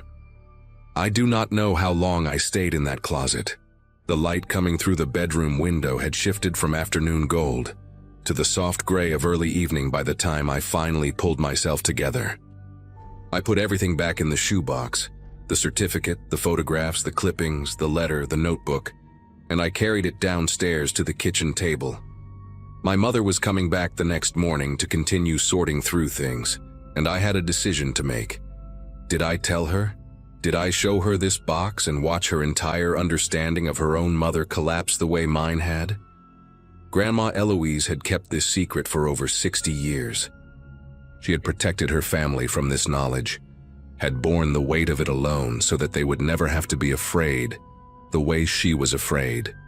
Part of me wanted to honor that sacrifice, to take this box out to the backyard and burn it the way Vincent had asked her to do all those years ago. But another part of me, a louder part, needed to know more. I needed to understand what had really happened to Vincent Agostino, and whether the threat my grandmother feared her whole life had ever been real at all. I spent that night at the kitchen table with my laptop, falling down a rabbit hole of old newspaper archives and genealogy websites and true crime forums dedicated to organized crime in mid-century New York. The Morano family had been real. A small but violent outfit that operated out of Brooklyn from the late 40s until the FBI dismantled them in 1987. They were known for gambling, loan sharking, and arson for hire. Vincent Agostino's name appeared in a few digitized court documents from the era, listed as a known associate, but never formally charged with anything. His disappearance in March 1963 was mentioned in a true crime book about unsolved mob murders that someone had excerpted on a forum. The author speculated that Vincent had either been killed by the Moranos for skimming money, or that he had been an informant who was eliminated before he could testify. Either way, his body was never found. There was no closure, no resolution, just a young man who walked into the fog of history and never came back. And my grandmother, barely out of her teens, had been married to him for less than 2 years before he vanished. She had spent the rest of her life waiting for the people who killed him to come for her too. Around 2 in the morning, I found something that made me sit back in my chair and stare at the screen for a long time. It was a photograph in a digitized FBI file from the Morano investigation, released decades later under the Freedom of Information Act. The image was grainy, black and white, showing a group of men standing outside a social club in Red Hook sometime in the early 60s. Most of the faces were labeled with names I did not recognize, soldiers and associates long dead or imprisoned. But in the corner of the frame, partially cut off, was a young man in a dark coat looking directly at the camera. The label beneath him read, V. Agostino, unconfirmed. I zoomed in as much as the resolution would allow, and even through the blur of age and pixels, I recognized the sharp jaw, the slicked back hair, those eyes that seemed to be keeping secrets. It was him. It was really him. My grandmother had married that man, had shared a bed with him, had probably loved him in the desperate way young people love before they understand what love costs. And he had walked away from her into a world of violence and shadows and never come back. I decided that night to keep the shoebox. I did not burn it, and I did not show it to my mother. Not right away, at least. Instead, I put it in the trunk of my car and drove back to my parents' house, and I spent the next few weeks trying to figure out what to do with the weight of what I had learned. Eventually, I did tell my mother. I waited until a quiet Sunday afternoon when my father was out golfing, and I sat her down at the kitchen table and opened the box in front of her. She cried, of course. She asked questions I could not answer. She looked at the photographs of her mother as a young bride and said she did not recognize the woman in them. But she also said something that has stayed with me ever since. She said, "All those years I thought she was just anxious. I thought she was paranoid about nothing. But she was protecting us. She was carrying all of this so we would never have to. We decided together to keep the secret within our immediate family. There was no point in telling my aunts and uncles, no reason to shatter their image of Grandma Eloise when she had worked so hard to build it. The Moranos were gone. Vincent was gone. The only person left who had been afraid was gone too. We let the fear die with her, the way she had hoped it would. I still have the shoebox. It sits on the top shelf of my closet now, behind a stack of old yearbooks and photo albums from college. Sometimes late at night when I cannot sleep, I take it down and look through its contents again. I study the photographs of my grandmother as a young woman, trying to find some trace of the fear that would come to define her life. But all I see is hope. She looks so impossibly young in those pictures, so full of the belief that love can conquer anything. She did not know yet what Vincent was, or what he would bring into her life. She did not know that she would spend the next 6 decades checking locks and watching cars and flinching at unexpected knocks on the door.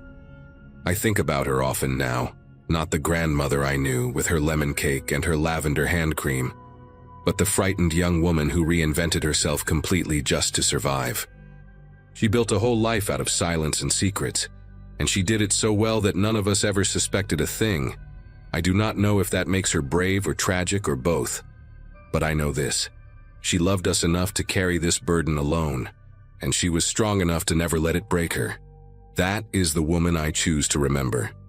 That is the grandmother I will always love.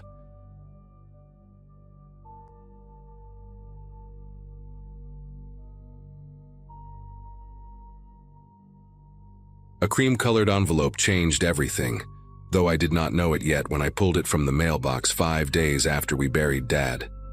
March 2017 had been the worst month of my life up to that point.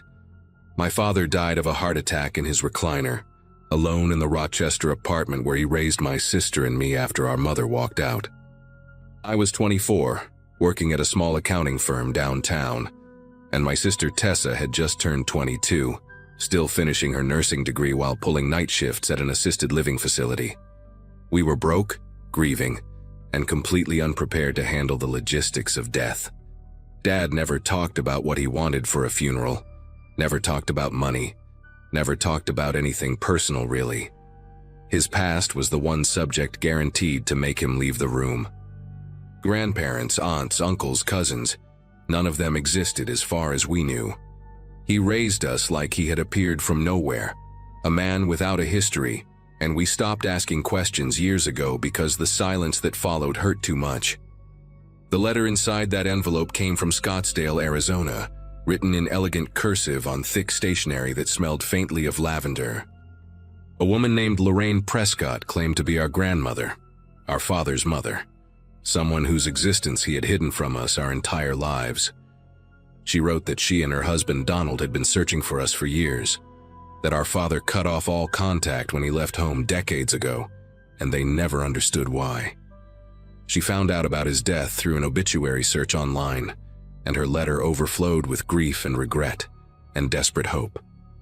At the bottom, she included a phone number and a photograph of 2 silver-haired people standing in front of a beautiful Adobe-style house surrounded by desert flowers. I remember holding that photo in the dim kitchen light, boxes stacked around me, searching their faces for something familiar. The woman had Dad's jaw, that same stubborn set to it. The man had his forehead, broad and lined. Tessa came up behind me and looked at the picture without saying anything for a long time. We had family out there, real family, and they wanted to know us.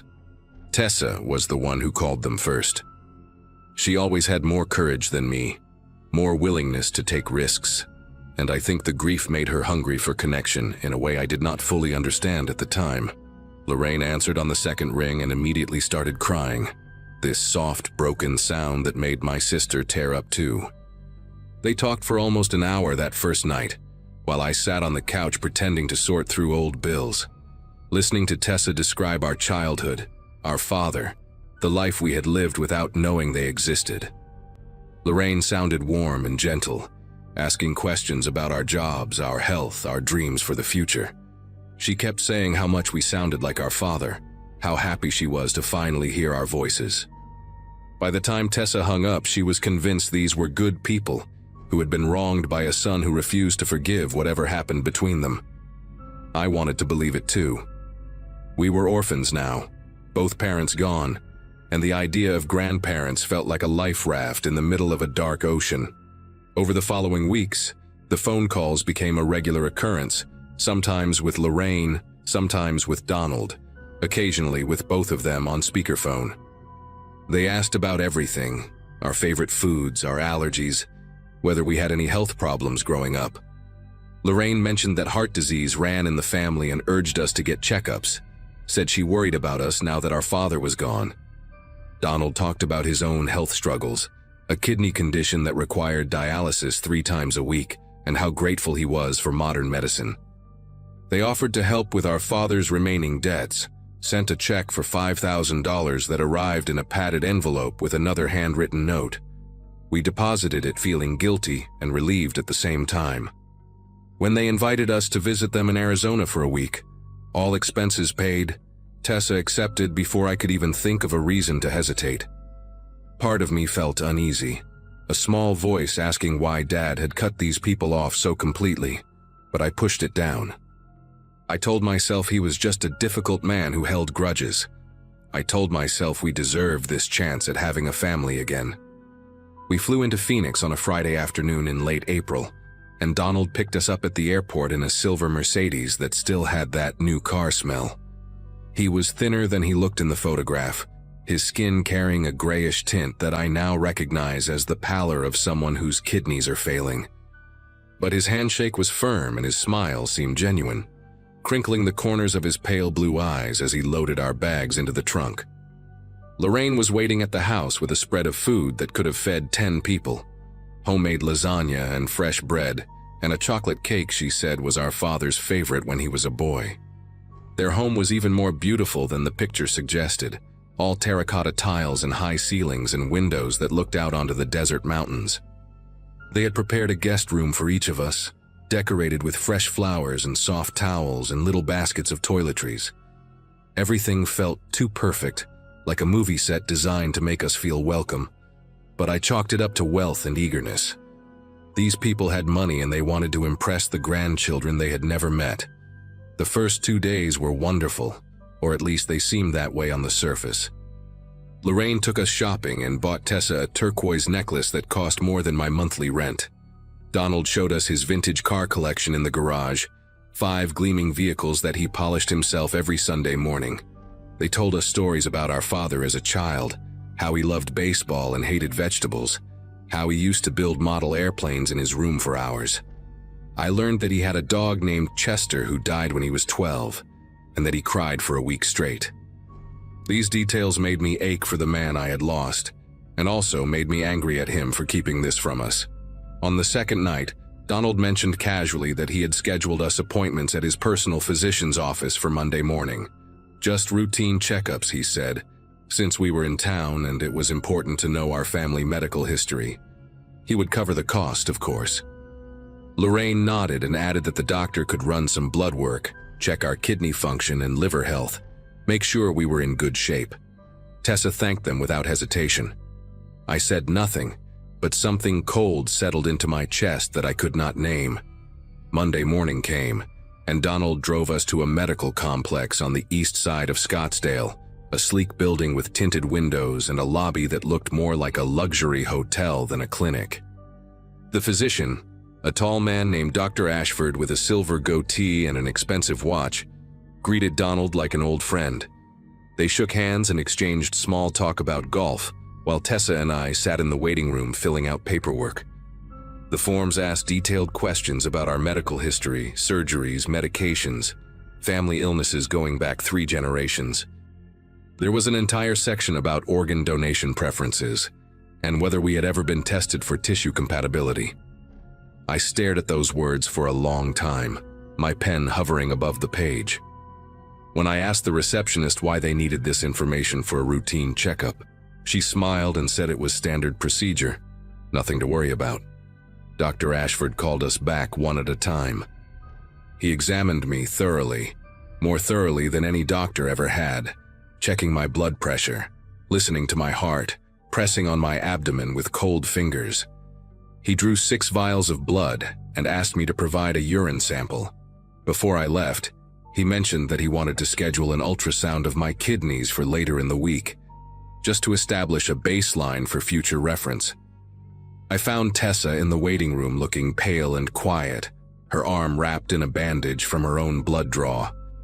She said Dr. Ashford had asked her strange questions, things like whether she smoked or drank heavily, whether she had ever had hepatitis, whether she would consider being a living donor someday if a family member needed help.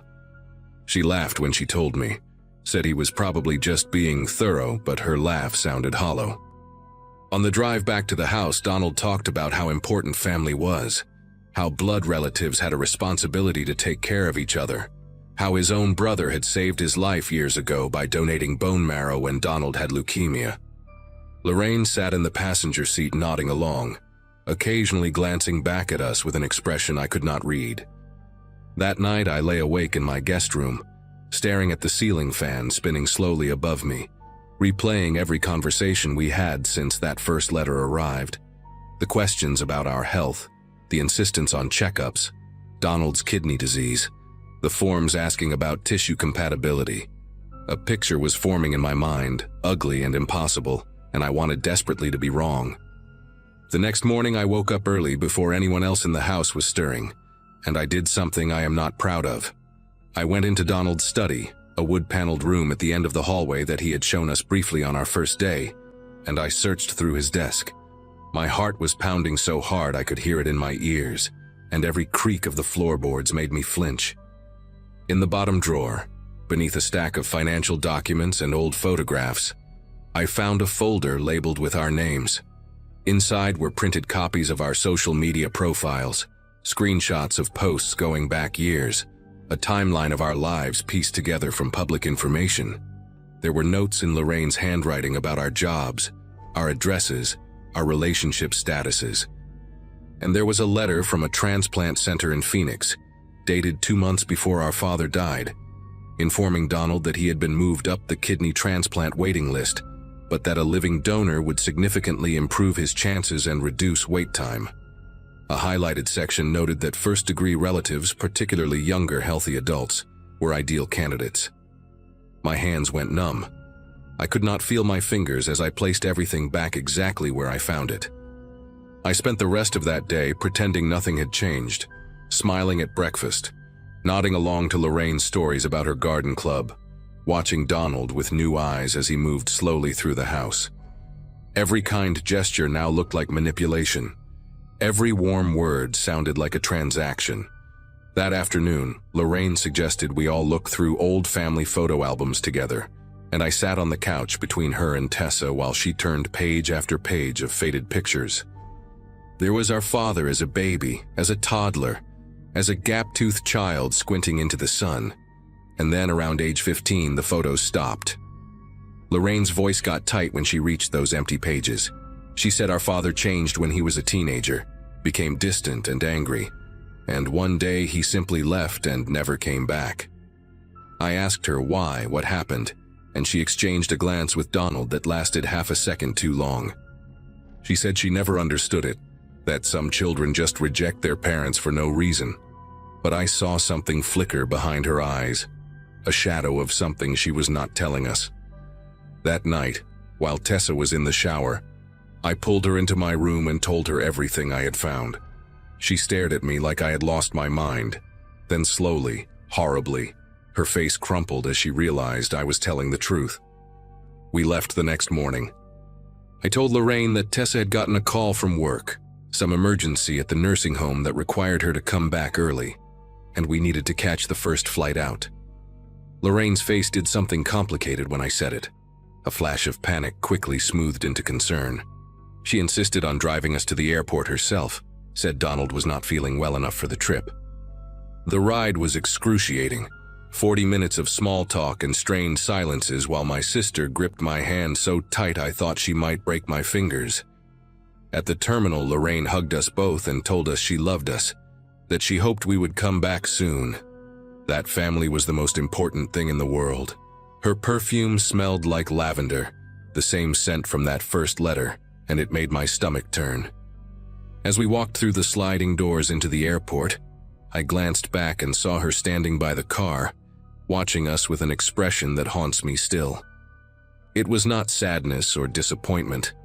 It was calculation, the look of someone already planning their next move.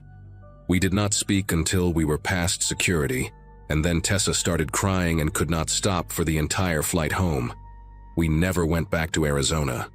We never answered another phone call from that Scottsdale number. Lorraine sent letters for months afterward, each one more desperate than the last, talking about how much they missed us, how Donald's health was declining, how they just wanted to help and be part of our lives. One letter mentioned that Dr. Ashford had called with our test results and wanted to discuss them with us urgently. Another included a check for $10,000 and a note saying it was an early inheritance, no strings attached. We tore up the checks and burned the letters in the backyard of our father's old apartment, watching the paper curl and blacken in a metal trash can. Tessa and I talk about it sometimes, late at night when neither of us can sleep, trying to understand what kind of people would hunt down their estranged grandchildren to harvest their organs. We think about our father, 15 years old, somehow discovering what his parents were capable of and running as far as he could. We understand now why he never talked about his past, why he raised us like a man with no history. He was protecting us the only way he knew how. I still wonder if Donald ever got his kidney, if some other desperate relative or stranger saved his life. I wonder if Lorraine is still out there, searching obituaries for other family members, other potential donors. Some nights I dream about that house in the desert, those terracotta tiles and high ceilings, and I wake up feeling like I escaped something I will never fully understand. My father saved us twice, once by running away and once by dying before they could reach us through him. I wish I could thank him for that. I wish I could tell him I finally understand.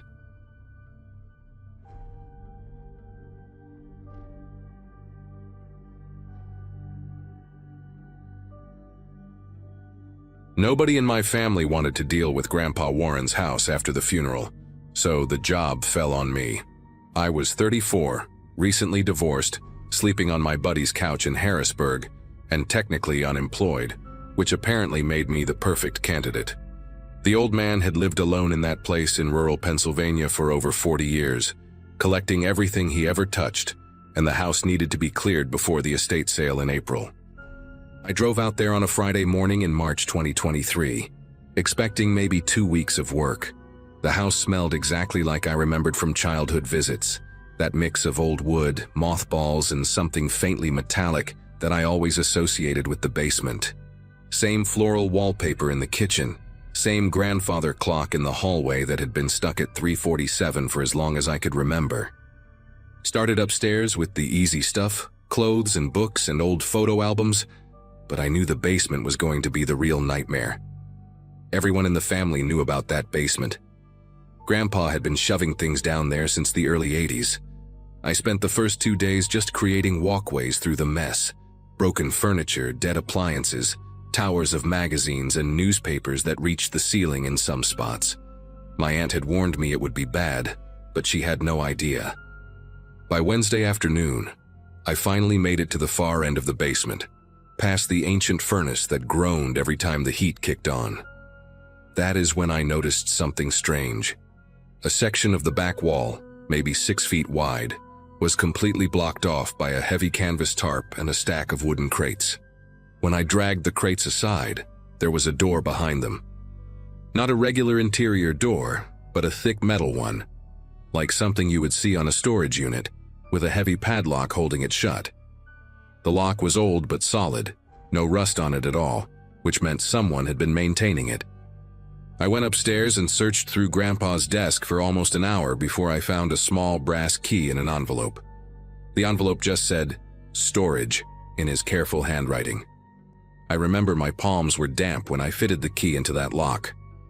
I figured it was probably valuables, maybe some antiques or cash he did not trust the banks with. I had no idea what I was about to walk into. The door swung open easier than I expected, and the smell hit me first. Not rot or mold, but something clinical, like rubbing alcohol mixed with old paper. I used my phone flashlight to find a pull chain, and when the bare bulb flickered on, I saw a room about the size of a single-car garage. The walls were lined with metal shelving units, the industrial kind you see in warehouses, and every shelf was packed with boxes. Cardboard file boxes, the type you buy at office supply stores, each one with a white label on the front. The labels had dates on them. That was the first thing I noticed. Dates going back decades. 1987, 1991, 1994, 2003, 2011. They were not in order, just scattered across the shelves, but there had to be at least 30 or 40 boxes in there. In the center of the room was a wooden desk with an old lamp on it, the kind with the green glass shade, and a chair that looked like it had been sat in thousands of times. The seat cushion was worn down to almost nothing. I stood in that doorway for a long time, just trying to understand what I was looking at. My first thought was that Grandpa had been running some kind of side business, maybe tax stuff, or legal documents for people in town. That would have made sense. That would have been fine. I pulled down the first box I could reach, the one labeled 1994, and set it on the desk. Inside were file folders, maybe a dozen of them, each one thick with papers. I opened the first folder and found newspaper clippings. They were yellow and brittle, carefully cut out and preserved in plastic sleeves. The headlines made my throat tighten. Woman found dead near creek, no suspects. Police baffled by brutal slaying in Westmoreland County. Body discovered in wooded area. Investigation ongoing. Every clipping was about a murder. Unsolved murders. I flipped through the folder, and there had to be 15 or 20 articles in there. All from different newspapers, all from 1994, all about killings that were never solved. At the bottom of the folder, underneath all the clippings, there was a small Ziploc bag. Inside the bag was a silver bracelet with a charm on it, a little heart with the letter M engraved on it. I just stared at it. My brain was trying to come up with an explanation. Maybe Grandpa had been interested in true crime, like those people who follow cold cases as a hobby. Maybe he collected this stuff because he wanted to help somehow. But that bracelet, that was not a newspaper clipping, that was something real, something someone had worn on their wrist. I opened another folder from the same box, more clippings, more unsolved cases, and another Ziploc bag at the bottom. This one had a keychain in it, one of those cheap plastic ones with a photo holder. The photo inside showed a young woman with dark hair smiling at the camera. She looked like she was at a party or a barbecue, holding a red cup. I set it down and opened the next folder. A man's watch, silver band, stopped at 2:17. The next folder had a single earring, gold with a small green stone. Every single folder had something like this at the bottom. Personal items, things that belonged to people.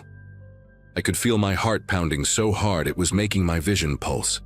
I pulled down another box, this one from 2003, and it was the same thing.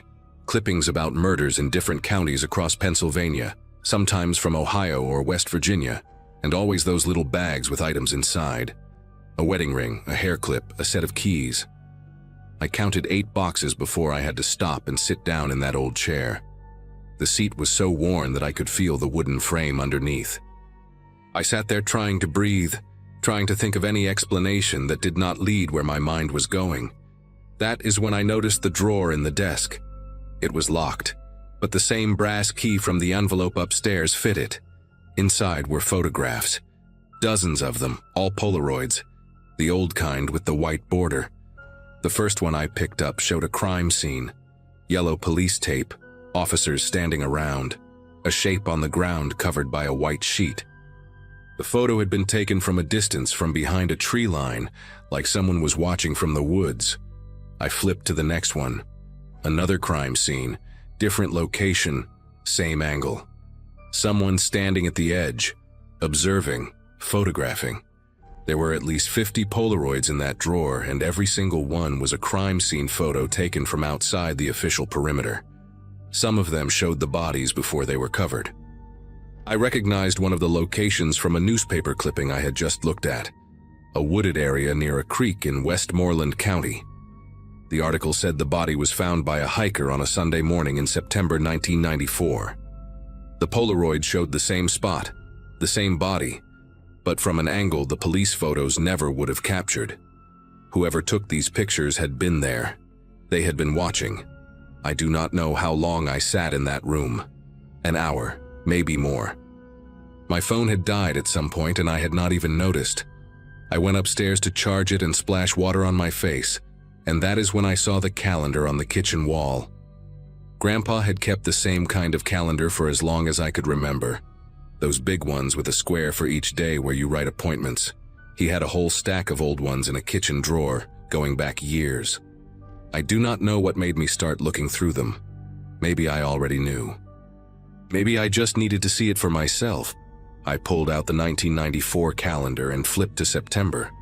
On the weekend before that woman was found near the creek, there was a note in Grandpa's handwriting. Fishing trip, back Monday. I grabbed the newspaper clipping from downstairs and checked the date. She was found on Sunday, September 18th. According to his calendar, Grandpa was on a fishing trip that whole weekend, left on Friday and came back Monday. I felt sick. I grabbed another calendar, 2003, and cross-referenced it with the clippings from that box. Every single time, every murder, there was a note about Grandpa being out of town, fishing trip, visit cousin in Erie, hardware convention in Pittsburgh, church retreat. I spent the next 3 hours going through every calendar I could find and matching them to the dates in those boxes. 17 years of calendars, and the pattern never broke. Not once. When there was a murder in the clippings, Grandpa was always gone that weekend. Always had some excuse written down in his neat handwriting. I started making a list on a piece of paper, 2 columns, one for the murder date and one for his alibi. By the time I got to the bottom of the page, I had 23 entries, 23 unsolved murders across 3 states, 23 weekends where my grandfather was supposedly fishing or visiting family or attending some event.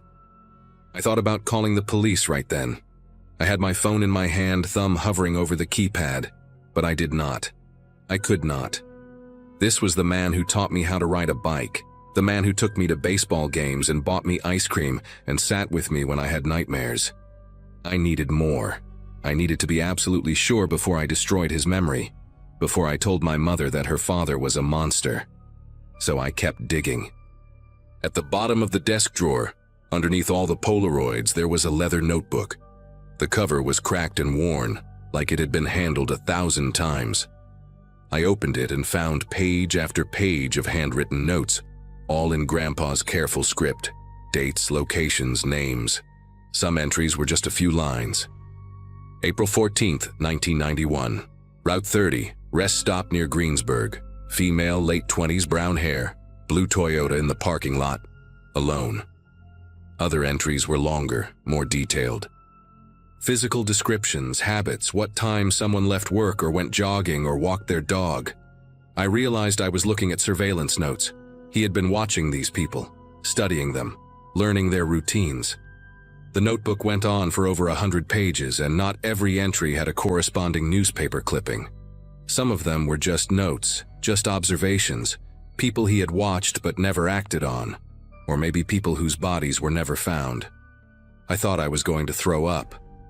I actually leaned over the desk expecting it to happen, but nothing came up. My body just shook. I had to put my head between my knees and focus on breathing until the room stopped spinning.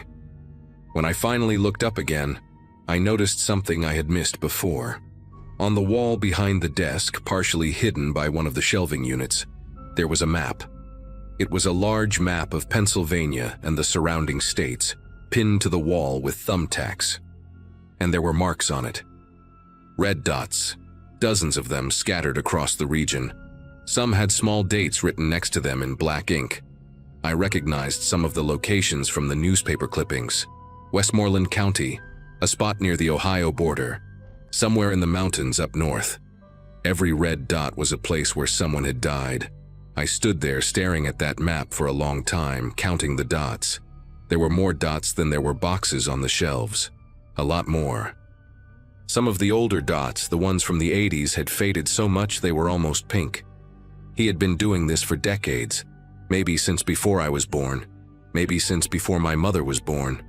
I thought about every family dinner, every Christmas, every Thanksgiving where Grandpa sat at the head of the table and carved the turkey and told jokes that made everyone laugh.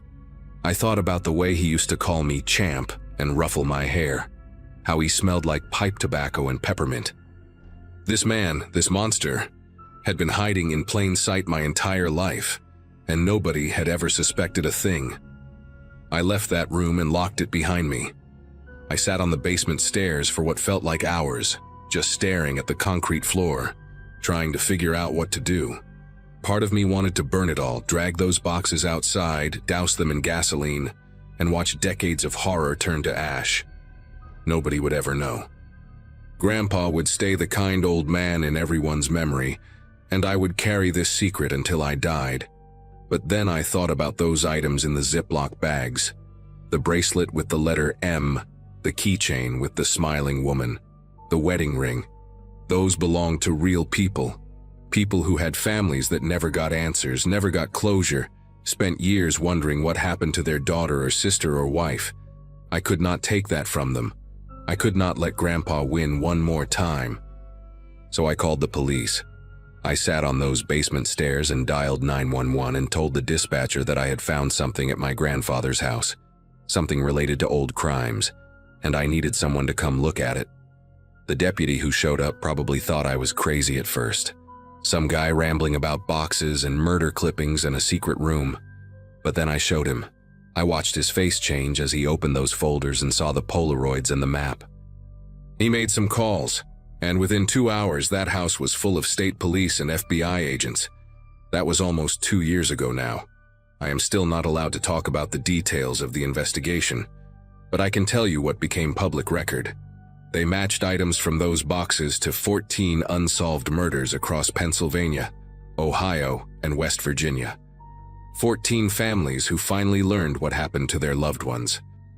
The investigators told me there are probably more, cases from the 70s and early 80s where the evidence is too degraded to make a definitive connection.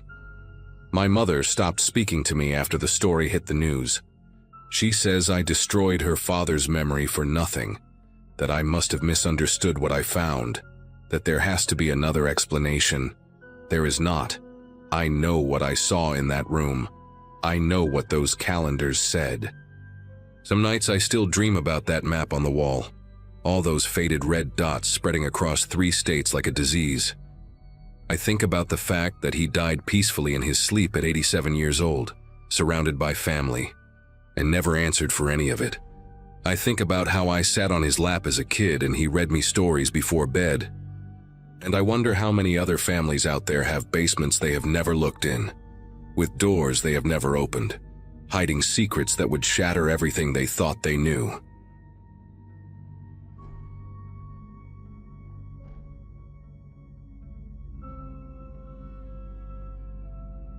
Hospital rooms have a particular silence that sits heavy in the air, different from any other kind of quiet I have ever experienced. I learned that during my years as a nurse at St. Catherine Memorial in Harrisburg, Pennsylvania, but nothing prepared me for how that silence would feel when it was my own grandmother lying in the bed. October 2017 was supposed to be a good month for me. I had just gotten engaged to my college sweetheart. We were planning a spring wedding, and life seemed to be falling into place the way everyone always promised it would.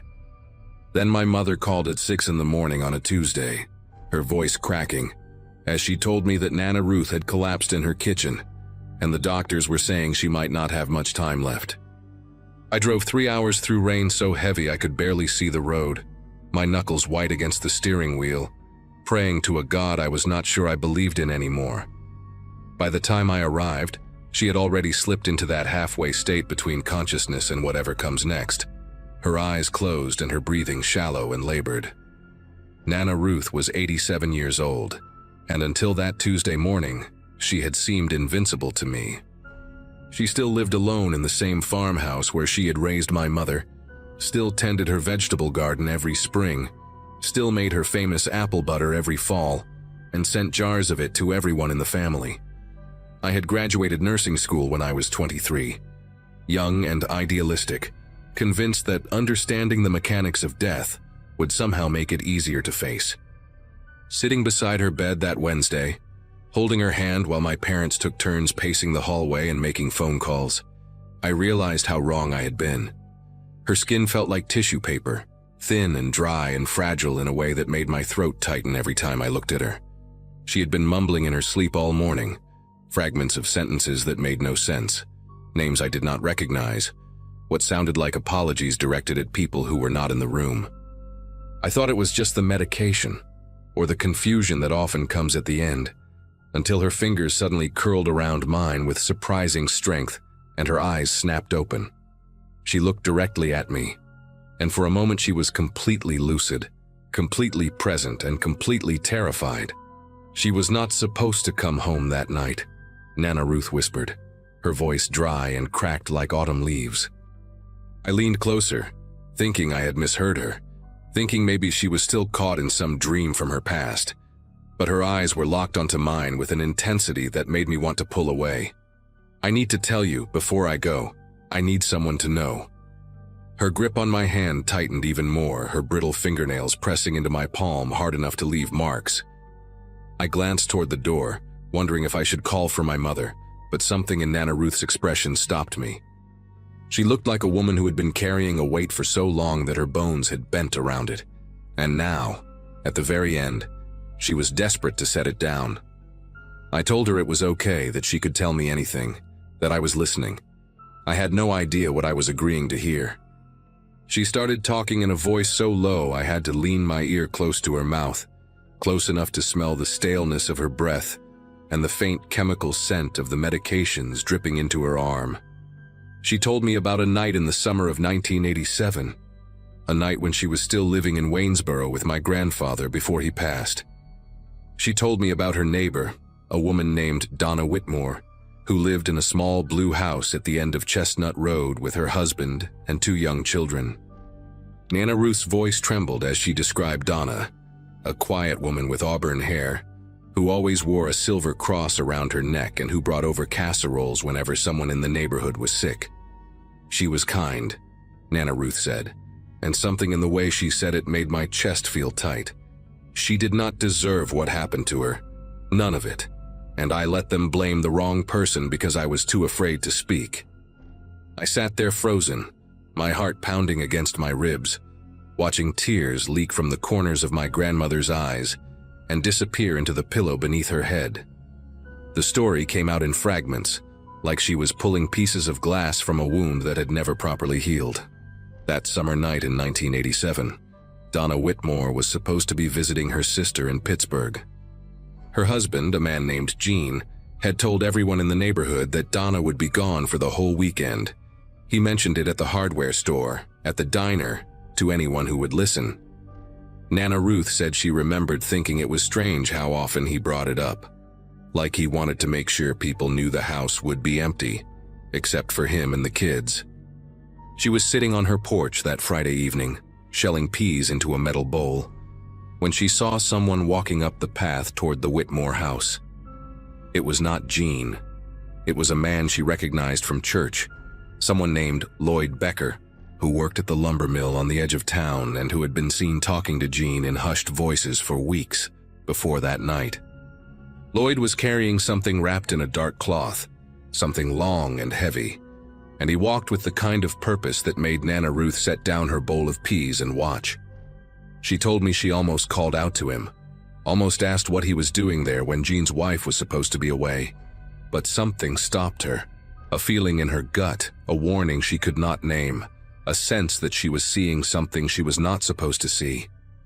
She watched Lloyd disappear around the back of the Whitmore house, and she told herself it was none of her business, that he was probably just there to help Gene with some project, that there was nothing wrong with a man visiting his friend on a Friday night.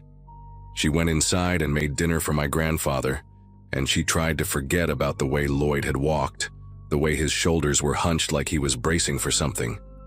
It was almost midnight when she heard the screaming. Even 30 years later, lying in that hospital bed, Nana Ruth's face twisted when she described the sound. Raw, animalistic, the kind of scream that does not sound human because humans are not supposed to feel that much pain. The screaming stopped after a few minutes, and then there were sirens, and then the flashing lights of police cars lit up the whole street in red and blue. Donna Whitmore had come home early from Pittsburgh because her sister had gotten sick. She was not supposed to be there, but she was. The police ruled it a burglary gone wrong. Donna had walked in on an intruder, they said, someone who panicked and attacked her before fleeing into the night. Gene played the grieving husband so well that no one thought to look at him too closely. He wept at the funeral. He held his children. He accepted casseroles from the same neighbors who had received them from his dead wife. But there was a man who lived 2 streets over, a drifter named Terrence Gould, who had been in town for only a few months, doing odd jobs and sleeping in a room above the old feed store. Terrence had a record: petty theft, a bar fight that landed him 6 months in county jail, and he had no alibi for that Friday night because he had been drinking alone in his room. The police found a pawn ticket in his pocket for a silver necklace with a cross pendant, and that was enough. Terrence Gould was arrested, tried, and convicted of Donna Whitmore's murder within 8 months. He died in prison in 2003, still swearing he was innocent, still claiming he had bought that necklace from a man he met outside a bar and had no idea where it really came from. Nana Ruth's voice broke when she told me why she never said anything. Lloyd Becker was her brother.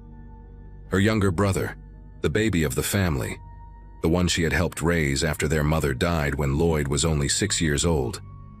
She had watched him take his first steps, taught him to read, protected him from their father's temper when the old man came home drunk and looking for someone to hit. Lloyd was not a good man. She knew that, she had always known that. But he was her blood, and when the police came knocking on doors asking if anyone had seen anything unusual that night, she told them no. She said she had been inside all evening, that she had not looked out her window, that she had not seen Lloyd walking toward the Whitmore house with something heavy in his hands. She lied to protect the boy she had raised, and in doing so, she condemned an innocent man to die behind bars for a crime he did not commit. "I have carried it every day since," she whispered, her voice barely audible now, her grip on my hand weakening. "Every single day, and now I am going to meet my Maker, and I do not know if he will forgive me. But I needed you to know. Someone had to know the truth." She died less than an hour later, slipping away so quietly that I almost missed it. One moment she was breathing, shallow and labored, and the next moment, she simply was not. I sat there holding her hand long after it went cold, unable to move, unable to process what she had told me. My mother came back into the room with 2 cups of coffee and found me like that, staring at Nana Ruth's face, tears streaming down my cheeks without me even realizing I was crying. I did not tell her what I had heard. I did not tell anyone. Part of me wanted to believe it was just the ramblings of a dying woman, the confusion of a brain shutting down, memories tangled with dreams and regrets that had no basis in reality. I held on to that hope through the funeral, through the burial in the little cemetery behind the Methodist church, where Nana Ruth had worshipped for 60 years, through the weeks that followed when I tried to return to my normal life and pretend that everything was fine. But I could not stop thinking about Donna Whitmore, about Terrence Gould, about a man named Lloyd Becker who walked toward a house with something heavy in his hands on a summer night 30 years ago. It was almost 3 weeks after the funeral when I finally broke down and searched for it online. I told myself I just wanted to prove that Nana Ruth had been confused, that there was no murder on Chestnut Road in Waynesboro in 1987, that the whole story was a fiction her dying brain had constructed from fragments of old television shows and half-remembered news reports. I typed in Donna Whitmore Waynesboro 1987 and hit enter, and the first result made me feel like all the air had been sucked out of the room. There she was, A newspaper photograph from the Waynesboro Herald, grainy and faded, but unmistakably real. Auburn hair, a gentle smile, a small silver cross visible at her throat. The headline read, "Local Woman Slain in Home Invasion," and the date was July 18, 1987. I scrolled through article after article, my hands trembling against the keyboard, reading about the investigation, the arrest, the trial, the conviction. Terrence Gould's mugshot stared back at me from the screen, a thin man with hollow eyes and a look of bewildered terror, like he could not understand what was happening to him. And then I found something that made me stop breathing entirely. A small article from just 2 months earlier, buried in the local news section of the Waynesboro paper. The headline read, "Cold Case Review, 1987. Whitmore Murder Reopened After New Evidence Surfaces." I read that article so many times that I could recite it from memory. A detective named Hank Ellsworth had been assigned to review old cases as part of a state initiative, and when he pulled the Whitmore file, he found inconsistencies that the original investigators had overlooked. The pawn ticket that convicted Terrence Gould had been dated July 19th, one day after the murder. But the pawnshop owner's records showed he had not opened until noon that day, and witnesses placed Terrence passed out drunk in his room above the feed store until well past 2 in the afternoon. There was no way he could have pawned that necklace in the window of time the prosecution claimed. More troubling still, Detective Ellsworth had found notes in the original case file suggesting that another neighbor had mentioned seeing someone near the Whitmore house that night, a man who did not match Terrence Gould's description at all. That lead was never followed up. The neighbor who made the statement had died in 1994, but her name was still there in the file, written in faded blue ink on a yellowed piece of paper. Her name was Ruth Becker, my grandmother. She had told the police something after all, something that contradicted her later testimony, and someone had buried it. I spent the next week barely sleeping, barely eating, reading everything I could find about the case and about the people involved.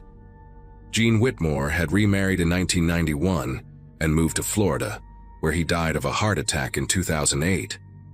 Lloyd Becker, my great-uncle, a man I had never met, whose name I had never even heard until Nana Ruth whispered it in that hospital room, had left Waynesboro shortly after the trial and spent the rest of his life drifting between small towns in the Midwest. He died alone in a motel room in Iowa in 2012.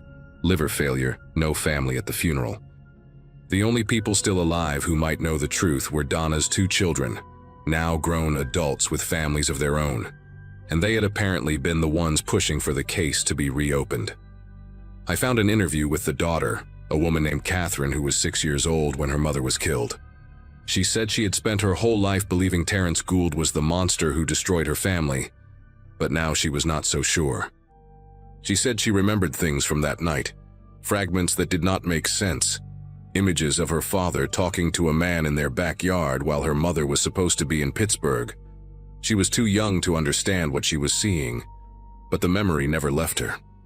I called Detective Ellsworth on a Monday morning in November, sitting in my car in the parking lot of the hospital where I worked because I could not bring myself to make that call from inside my apartment. My voice was shaking when I told him who I was and what I knew, and there was a long silence on the other end of the line before he asked me to come to the station and give a formal statement. I drove to Waynesboro that same afternoon, 3 hours through the same route I had taken to see my grandmother die, and I sat in a small gray room with fluorescent lights and told a stranger everything Nana Ruth had told me. I showed him the notes I had written in the days after her death, every detail I could remember, every name and every description. He listened without interrupting, his face completely unreadable, and when I finished he thanked me and said they would be in touch. I walked out of that station feeling hollowed out, like I had left something essential behind in that room. I had just destroyed my grandmother's memory, exposed her as someone who let an innocent man rot in prison to protect a killer. But I also knew that Terrence Gould deserved to have his name cleared, even if he was no longer alive to see it. His family deserved to know. Donna's children deserved to know. The truth does not stop mattering just because the people who lived it are gone. The case is still under investigation as of now. Detective Ellsworth told me last month that they are working on officially exonerating Terrence Gould. though these things take time, and the wheels of justice turn slowly, especially for a man who has been dead for over 15 years. I never told my mother what Nana Ruth confessed to me, and I do not know if I ever will. Some truths are too heavy to share with people who love the person being accused, and my mother worshipped her mother the way I once did. I think about Nana Ruth every day now, not the woman who made apple butter and taught me to bake pies, but the woman who sat on her porch and watched a man walk toward a murder and did nothing to stop it. I think about how she lived with that secret for 30 years, how she went to church every Sunday and prayed to a God she believed was watching, how she held that weight until it finally crushed her. I do not know if I can forgive her. I do not know if anyone can. But I know that she wanted the truth to come out, even if she was too afraid to be the one who told it.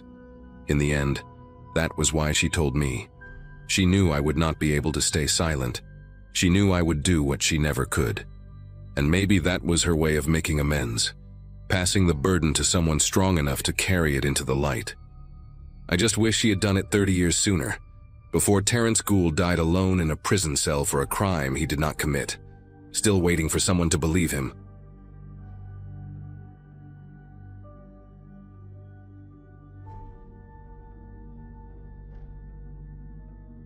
Grandma Evelyn called me on a Wednesday night, said she needed help going through some old boxes in the attic, and asked if I could come stay for the weekend. She sounded strange on the phone, her voice shaky in a way I had never heard before, and Grandpa Howard kept interrupting in the background saying something I could not make out. They lived on this 40-acre property in rural West Virginia, mostly forest and overgrown farmland, a place that had been in the family since before my mom was born. I had not visited since Thanksgiving 2 years prior, and guilt had been eating at me. So I told her yes, took Friday off work and made the 6-hour drive from Richmond. My friends thought it was sweet that I was helping my elderly grandparents. They had no idea what I was actually walking into. None of us did. If I had known, I would have stayed home and never answered that phone call. I would have let it ring until the voicemail picked up and then deleted it without listening. I pulled up to their property around 4 in the afternoon that Friday, the first week of April, when everything was still brown and dead from winter. The driveway was nearly a quarter mile of gravel that had mostly turned to mud, and my car struggled through the deeper spots. Grandma was waiting on the porch when I got there, wrapped in a thick cardigan even though it was not that cold, and she looked smaller than I remembered. Grandpa stayed inside watching some game show on the old television, barely acknowledged me when I walked through the door with my overnight bag. There was this tension in the house that I picked up on immediately, little looks between them when they thought I was not paying attention. Grandma would start to say something and then catch herself, change the subject to something mundane like the weather or what she was making for dinner. I figured they were just getting old, maybe having some health issues they did not want to worry me about. But it was more than that. Something was wrong in that house, something neither of them wanted to talk about, and I spent that whole first evening trying to figure out what it was. Saturday morning I woke up early, around 6, because I heard the back door slam shut. I looked out the window of the guest bedroom and saw Grandpa walking toward the tree line at the edge of their property, carrying a plastic grocery bag in one hand.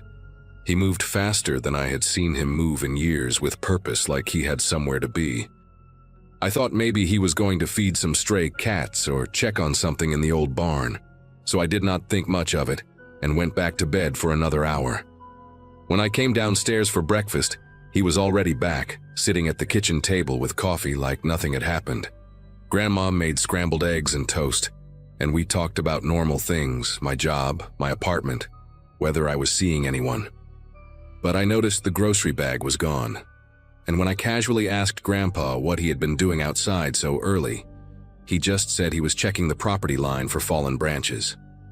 Grandma's fork stopped halfway to her mouth for just a second, then she kept eating like everything was fine. That was the first real lie I caught them in, and it made me curious about what else they were hiding. After breakfast, Grandma asked if I wanted to take a walk around the property, get some fresh air before we started on the attic boxes. I said sure, thinking it might be nice to stretch my legs after the long drive. We walked past the old chicken coop that had not housed chickens in decades, past the collapsing barn with the rusted tractor inside, and toward the edge of the woods. Grandma pointed out different trees she remembered from her childhood, told me stories about playing in these woods when she was a girl. But I noticed she kept steering us away from a certain direction, always finding a reason to turn left instead of right, to circle back toward the house. At one point I saw what looked like a worn path cutting through the underbrush, heading deeper into the forest, and I asked her where it led. She got quiet for a moment, then said it was just an old hunting trail that did not go anywhere anymore. Her voice was tight when she said it, and she would not meet my eyes. That path was clearly still being used, the vegetation trampled down, fresh boot prints visible in the mud. Someone had walked that trail recently, and Grandma did not want me to know about it. That afternoon, while my grandparents were napping, I decided to follow the trail myself. I told myself I was just curious. Maybe there was an old shed or something interesting back there, nothing to worry about. I put on my hiking boots and headed into the woods, following the worn path through the trees. The forest was dense, mostly oak and pine, and the further I walked, the quieter everything got. No birds singing, no squirrels running through the branches, just my footsteps crunching on dead leaves. After about 10 minutes, the trail opened up into a small clearing, and that is when I saw the well. It was an old stone well, the kind you see in pictures from 100 years ago, with a wooden cover that had been placed over the top. The cover looked newer than the well itself, maybe only a few years old, and there were heavy rocks placed on top of it like someone wanted to make sure it stayed closed. But what really got my attention was the structure next to it, half hidden by overgrown bushes. It looked like an old root cellar or storm shelter, a concrete entrance built into a small hill with a rusted metal door that was slightly ajar. I should have turned around right there. Every instinct told me to go back to the house and pretend I never found this place. But I kept thinking about Grandpa sneaking out at dawn with that grocery bag, about Grandma steering me away from this direction, about all the strange looks and half-finished sentences. So I walked over to the shelter and pulled the door open wider. The hinges screamed with rust and a smell hit me immediately, damp earth and something else, something stale and human. I used my phone flashlight to look inside and my heart started pounding so hard I could feel it in my throat. There were stairs leading down into darkness, maybe 8 or 10 concrete steps, and at the bottom I could see a small room. Someone had been living down there. There was a cot with blankets piled on it, empty water bottles scattered on the floor, canned food stacked against the wall, a bucket in the corner that I did not want to think about.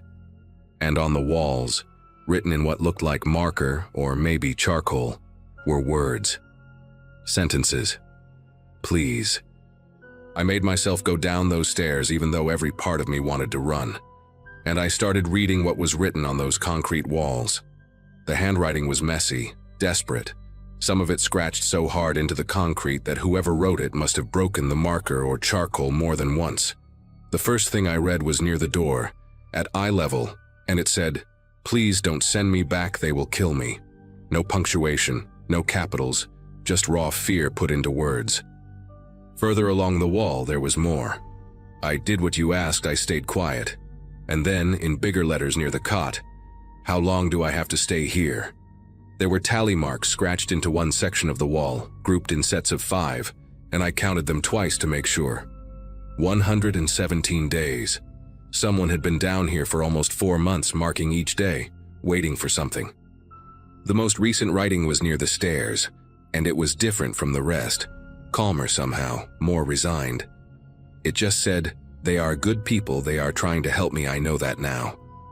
That one disturbed me more than all the desperate pleas combined. It sounded like something a person would write after they had given up, after they had accepted whatever was happening to them. I took pictures of everything with my phone, my hands trembling so badly that half of them came out blurry. I searched the rest of the shelter, looking for anything that might tell me who had been kept down here. Under the cot, I found a small pile of clothes, a worn flannel shirt and jeans that looked like they belonged to a man, maybe medium build. There was a paperback book with the cover torn off, Some kind of thriller from what I could tell, with pages dog-eared throughout. In the corner behind the food cans, I found a wallet. It was old, the leather cracked and faded, and inside there was no money, no credit cards, just a West Virginia driver's license. The photo showed a man in his 30s, thin face, dark hair, tired eyes. The name on the license was Curtis Allen Webb, and according to the birth date, he would have been 34 when the license was issued. The issue date was 2015, which meant it had expired years ago. I stared at that face for a long time, trying to understand what I was looking at. Who was this man? Why had my grandparents been keeping him in an underground shelter on their property? And where was he now? The cot had not been slept in recently. The blankets were cold, and there was a layer of dust on everything. Whoever Curtis Webb was, he had not been down here for a while, but someone was still maintaining this place, still coming out here. The grocery bag Grandpa had carried that morning had to be connected somehow. I put the wallet in my pocket and climbed back up those stairs, my legs shaking so bad I had to grip the railing to keep from falling. When I got outside, I looked at the well again, really looked at it this time. The wooden cover was thick, solid, built to hold weight. Those rocks on top were not decoration, they were there to keep something in or keep someone out. I walked over and tried to move one of the rocks, but it was heavier than it looked, maybe 40 or 50 pounds. I managed to slide it to the side, then another one until I could lift the edge of the wooden cover just enough to peer inside.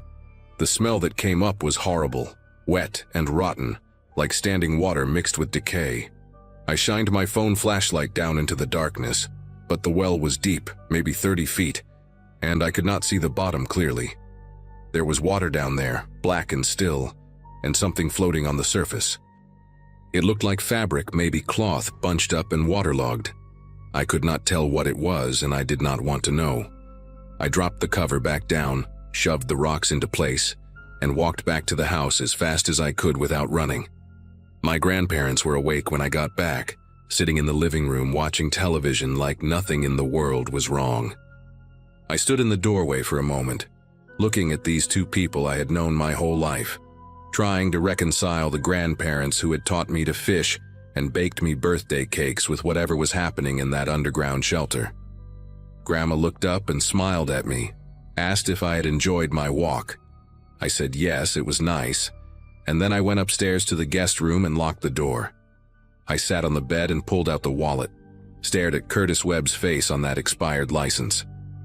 I searched his name on my phone, but the signal out there was terrible, barely one bar and nothing would load. I tried different combinations: Curtis Webb, West Virginia, Curtis Webb missing person, Curtis Webb obituary. The pages just kept spinning, never loading, and eventually I gave up. I needed to confront my grandparents, but I had no idea how to even start that conversation. "Hey Grandma, I found your underground bunker and the ID of the man you were keeping prisoner. Want to explain?" It sounded insane even in my own head, but I could not just pretend I had not seen what I saw. That shelter, those desperate words on the walls, the thing floating in the well. Something terrible had happened on this property, and my grandparents were at the center of it. I waited until dinner, sat across from them at the kitchen table while Grandma served meatloaf and mashed potatoes like it was any normal Saturday night. I could barely eat, just pushed the food around my plate, trying to find the right words. Finally, when Grandpa got up to refill his water glass, I pulled out the wallet and set it on the table. Grandma saw it first, and the color drained from her face so fast I thought she might faint. She grabbed the edge of the table with both hands, steadying herself, and whispered something I could not hear. Grandpa turned around, saw the wallet, and his whole body went rigid. For a long moment, nobody spoke. Then Grandma looked at me with these eyes I had never seen before, tired and scared and somehow relieved all at once. And she said they had been wondering when someone would find out. She said they had been carrying this for years, that it had been eating them alive, and maybe it was time to finally tell someone the truth. Grandpa sat back down heavily, like his legs could not hold him anymore, and he told me to put the wallet away because he could not stand to look at that face again. They told me Curtis Webb showed up at their door in the fall of 2015, desperate, bleeding from a cut on his forehead, begging them to hide him. He said people were after him, bad people, that he had seen something he should not have seen and now they wanted him dead. My grandparents did not know what to do. They were isolated out here, no close neighbors, and this terrified man was pleading for his life on their porch. So they let him stay in the old storm shelter, just for a few days until things calmed down. That was what they told themselves. But the days turned into weeks, and weeks turned into months. Curtis was paranoid, would not let them call the police, said the people looking for him had connections everywhere. Grandma brought him food and water every day. Grandpa reinforced the shelter door, and they kept his secret. They told me he was a good man, just scared that he never hurt anyone and never asked for much. He wrote on the walls to keep himself sane, counting the days until it was safe to leave. But it was never safe, or at least that is what Curtis believed, and eventually something in him just broke. Grandma stopped talking at this point, could not continue, and Grandpa had to finish the story with tears running down his face. He told me that one morning in early 2016, after Curtis had been in the shelter for about 4 months, Grandma went to bring him breakfast and found the door wide open. Curtis was gone. His clothes were still there, the blankets, everything except the man himself. They searched the property for days, called out his name, checked every building and every corner of those 40 acres. Nothing. He had just vanished in the middle of the night without taking anything with him. Grandpa said they assumed he finally felt safe enough to leave, that he had slipped away to start over somewhere new. But then I asked about the well. The question came out of my mouth before I could stop it, and both of them went silent. Grandma started crying, these quiet sobs that shook her whole body, and Grandpa just stared at the table like he was looking through it into something terrible. He said they found the well cover moved a few weeks after Curtis disappeared. Said they looked inside and saw something floating in the water but could not bring themselves to go down there and check. They convinced themselves it was just old clothes, debris, anything but what they feared it might be. They put the cover back, weighed it down with rocks, and never spoke about it again. Not to each other, not to anyone, for almost 10 years. I left the next morning, barely said goodbye, drove those 6 hours back to Richmond with my head spinning. I never called the police. I know I should have, but these were my grandparents, 2 people in their 80s who had already lost their daughter and were clearly tormented by whatever happened to Curtis Webb. What would reporting it accomplish now? If Curtis was in that well, he had been dead for almost a decade. And my grandparents, they genuinely believed they were helping someone, hiding a scared man from people who wanted to hurt him. Were they wrong to do it? Probably. Did something go horribly wrong? Almost certainly, but I could not be the one to send them to prison for the last years of their lives. Grandpa passed away 8 months later, heart attack in his sleep. Grandma followed him 6 weeks after that, like she just gave up once he was gone. I inherited the property, all 40 acres of it, and I have not set foot on it since. The house is still standing, the shelter is still out there in the woods, and that well is still covered with those heavy rocks. I think about Curtis Webb sometimes, wonder who he really was, what he saw that made him so afraid, whether anyone ever came looking for him. I think about what might be floating in that black water, waiting to be found. But I am never going back there to check. Some answers are not worth knowing, and some secrets should stay buried exactly where they are.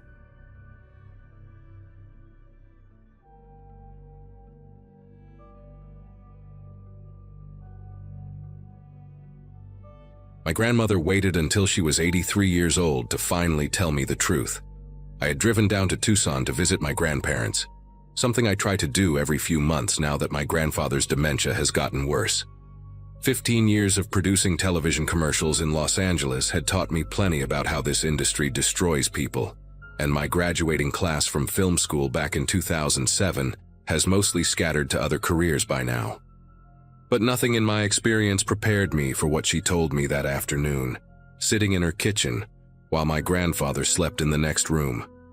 She gripped my wrist with surprising strength and said she needed to tell me something before it was too late. Something about why they left the business in 1974, when both of them were on the verge of real success. I had always wondered why two people with genuine talent, my grandmother a session singer, and my grandfather a sought-after studio musician, had simply vanished from an industry they loved. The family story was always vague. Something about wanting a quieter life, about raising my mother away from the chaos of Los Angeles. But sitting there watching her face in the afternoon light, I could see she was about to unravel 50 years of carefully constructed silence. She started by asking if I remembered the name Clive Ashford. I told her I did not, and she nodded slowly, like she expected that answer. Clive Ashford, she explained, was a talent manager who operated out of a beautiful office on Wilshire Boulevard during the early 70s. He represented legitimate artists, some of them famous names I would recognize, and that legitimacy was exactly what made him so dangerous. My grandmother had been introduced to him through a mutual friend at a recording session in October of 1974. She was 26 years old, married to my grandfather for 3 years, and hungry for the kind of breakthrough that seemed perpetually just out of reach.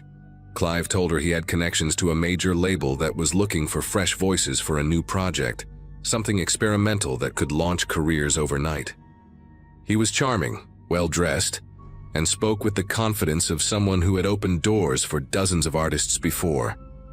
My grandmother said she felt lucky, chosen even, when he invited her to a private audition at a studio in the Valley the following Saturday.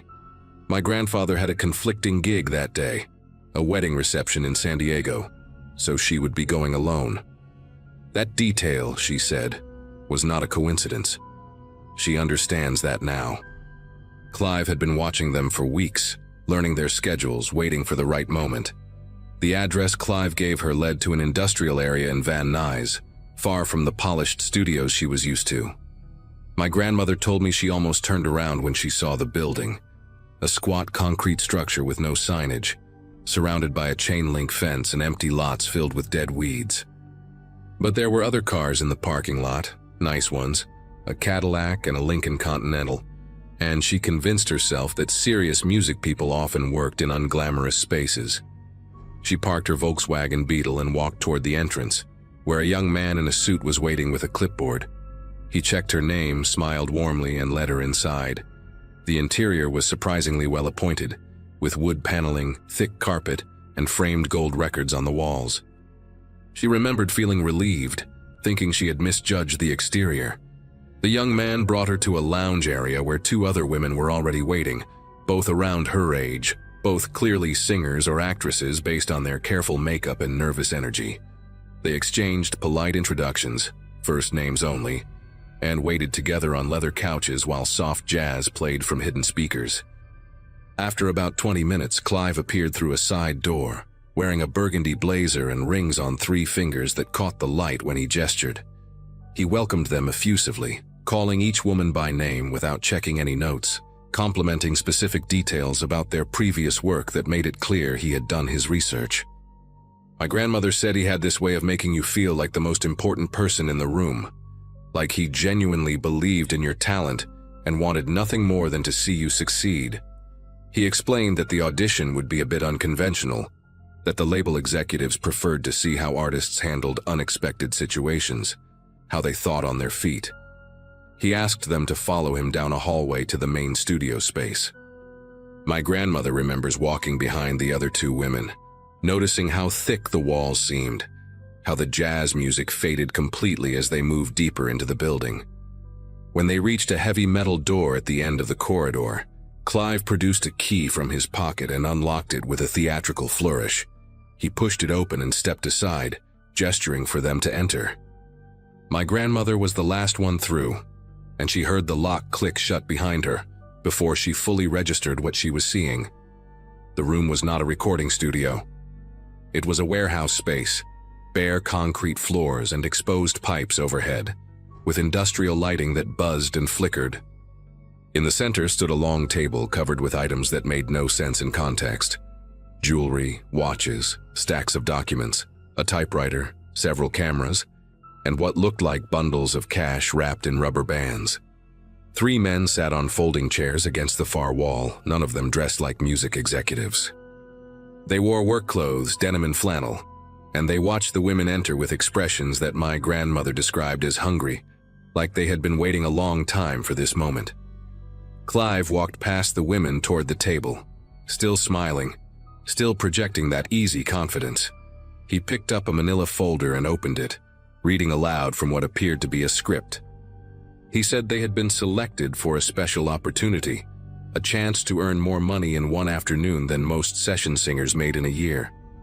All they had to do was follow instructions. One of the other women, a blonde with a southern accent, asked what kind of instructions.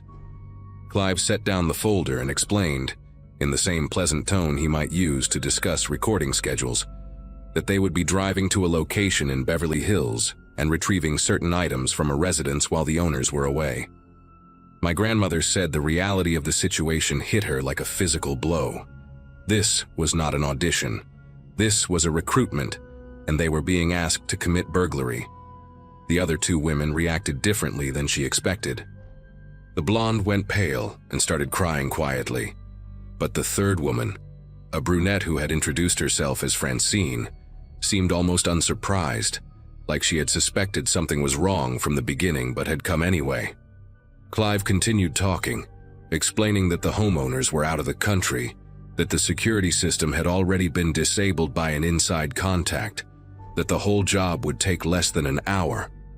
He emphasized that no one would get hurt, that the items they were taking were insured, that the victims were wealthy people who would barely notice the loss. He made it sound reasonable, almost victimless. Then he mentioned the compensation.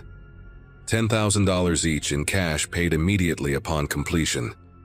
My grandmother told me that even in her fear, even knowing this was deeply wrong, some part of her brain did the math.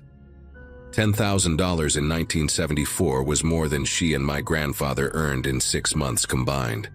She hated herself for even considering it, but that hesitation, those few seconds of temptation, bought her enough time to notice something important about the room they were standing in. There was a second door. It was partially hidden behind a stack of wooden pallets in the corner, painted the same gray as the walls, but she could see the outline of a frame and the glint of a handle. She did not look at it directly, did not want to draw attention, but she mapped its position in her mind while Clive kept talking. He was explaining the logistics now, how they would travel in separate vehicles, how they would enter through a service entrance at the back of the property, how each woman would be responsible for specific items on a list. One of the men against the wall stood up and walked toward them, holding 3 pairs of thin leather gloves. My grandmother accepted hers without making eye contact, feeling the soft material between her fingers, understanding that this was real, that these people had done this before, that they had a system. The blonde woman was openly sobbing now, saying she wanted to go home, that she had a daughter waiting for her. Clive's demeanor shifted for the first time.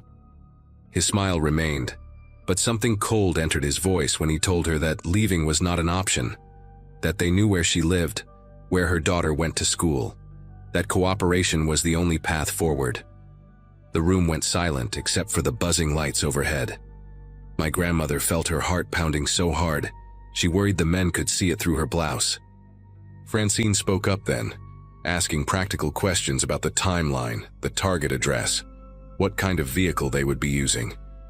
My grandmother realized with a sickening clarity that Francine was going to go through with it, that she had already made her decision, perhaps before she even walked into this building. Clive seemed pleased by her cooperation and turned his attention to answering her questions in detail. While he was distracted, my grandmother took a small step backward, then another, positioning herself closer to the hidden door. She was not thinking clearly, operating on pure survival instinct, her body making decisions her conscious mind had not yet approved. The blonde woman suddenly collapsed onto the floor, hyperventilating, and both of the seated men rushed forward to help restrain her. In that moment of chaos, with everyone's attention on the crying woman, my grandmother moved. She crossed the distance to the pallets in 4 quick strides, found the door handle, and pulled. It was unlocked. She slipped through into darkness and ran without looking back. her heels clattering against concrete, her lungs burning, her mind completely blank except for one repeating thought: "Get out, get out, get out." The door led to a narrow corridor that smelled like motor oil and rust. Emergency exit signs glowed red at intervals along the ceiling, and she followed them blindly, stumbling twice on debris she could not see, tearing her stockings on something sharp. She could hear shouting behind her now, male voices echoing off the walls, but she did not slow down. The corridor ended at a metal fire door with a push bar, and she hit it at full speed, bursting out into blinding afternoon sunlight. She found herself in an alley behind the building, dumpsters overflowing with garbage, a stray dog watching her from beside a pile of cardboard boxes. Her Volkswagen was parked on the other side of the building, impossible to reach without being seen, so she made a decision in a fraction of a second and ran the opposite direction, toward the street. She kicked off her heels and sprinted barefoot on hot asphalt, not caring about the pain, not caring about anything except putting distance between herself and that gray concrete room. She reached a busy intersection and flagged down the first car she saw, a station wagon driven by an elderly woman who looked terrified by this barefoot, wild-eyed stranger pounding on her window. My grandmother begged her to drive, said she was being chased, said her life was in danger. The woman hesitated for only a moment before unlocking the door.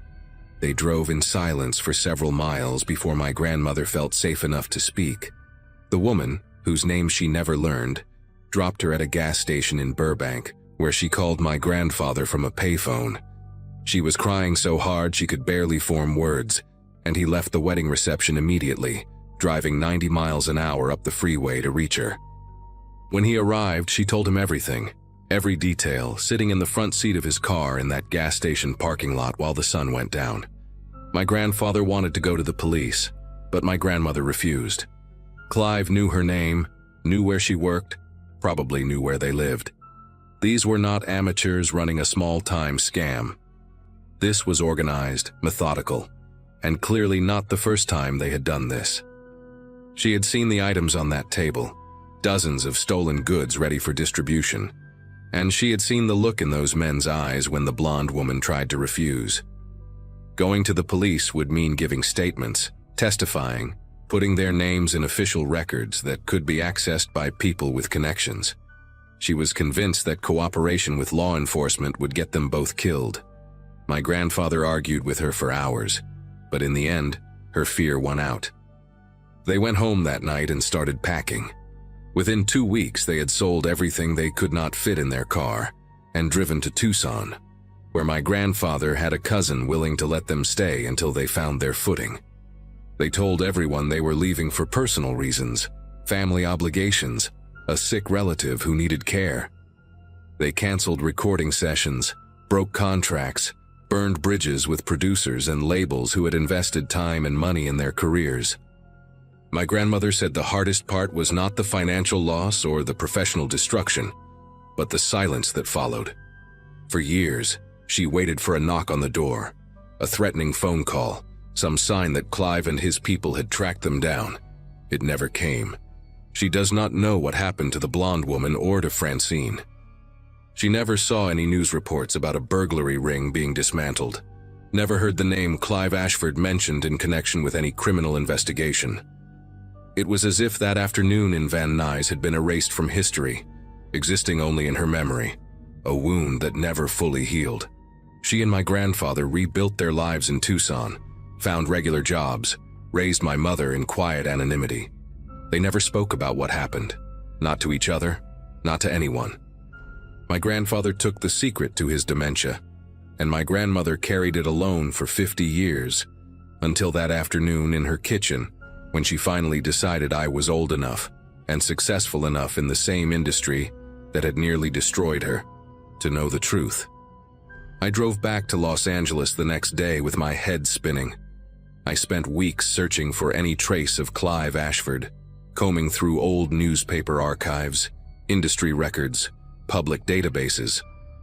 I found nothing definitive, just a few mentions of a talent manager by that name, who had operated in the early 70s and then seemingly vanished around 1975. No criminal charges, no obituary, No forwarding address. I thought about hiring a private investigator, about digging deeper, but something stopped me. Maybe it was the look on my grandmother's face when she finished her story, the relief mixed with residual terror that had lived in her for half a century. Maybe it was the realization that some answers are not worth finding.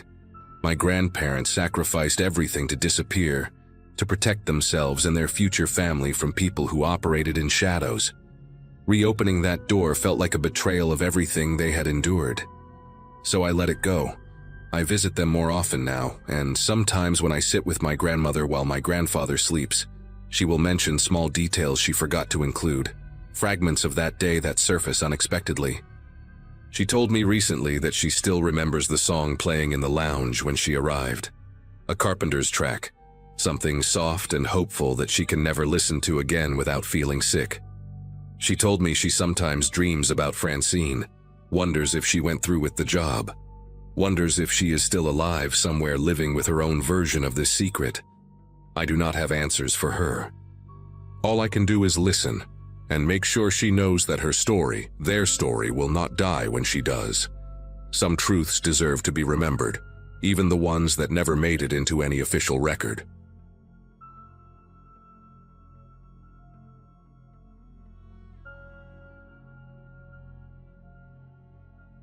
Late summer in 2024 found me staying at my grandmother Edith's house for a few nights, trying to help my mom manage things from a distance. Life had slowed down for me then. Freelance work, no strict schedule, and a lot of quiet hours that made the request feel manageable. Edith lived alone in a modest suburban home, the kind with narrow hallways and doors that never quite lined up right. Her dementia had been getting worse, especially after sunset, but during the day she could still hold a conversation and joke about old TV shows. I told myself this was just family duty, nothing dramatic. The first evening passed with mild confusion, repeated questions and a nervous habit of checking windows. Still, she recognized me, called me by name, and insisted on making tea she forgot to drink.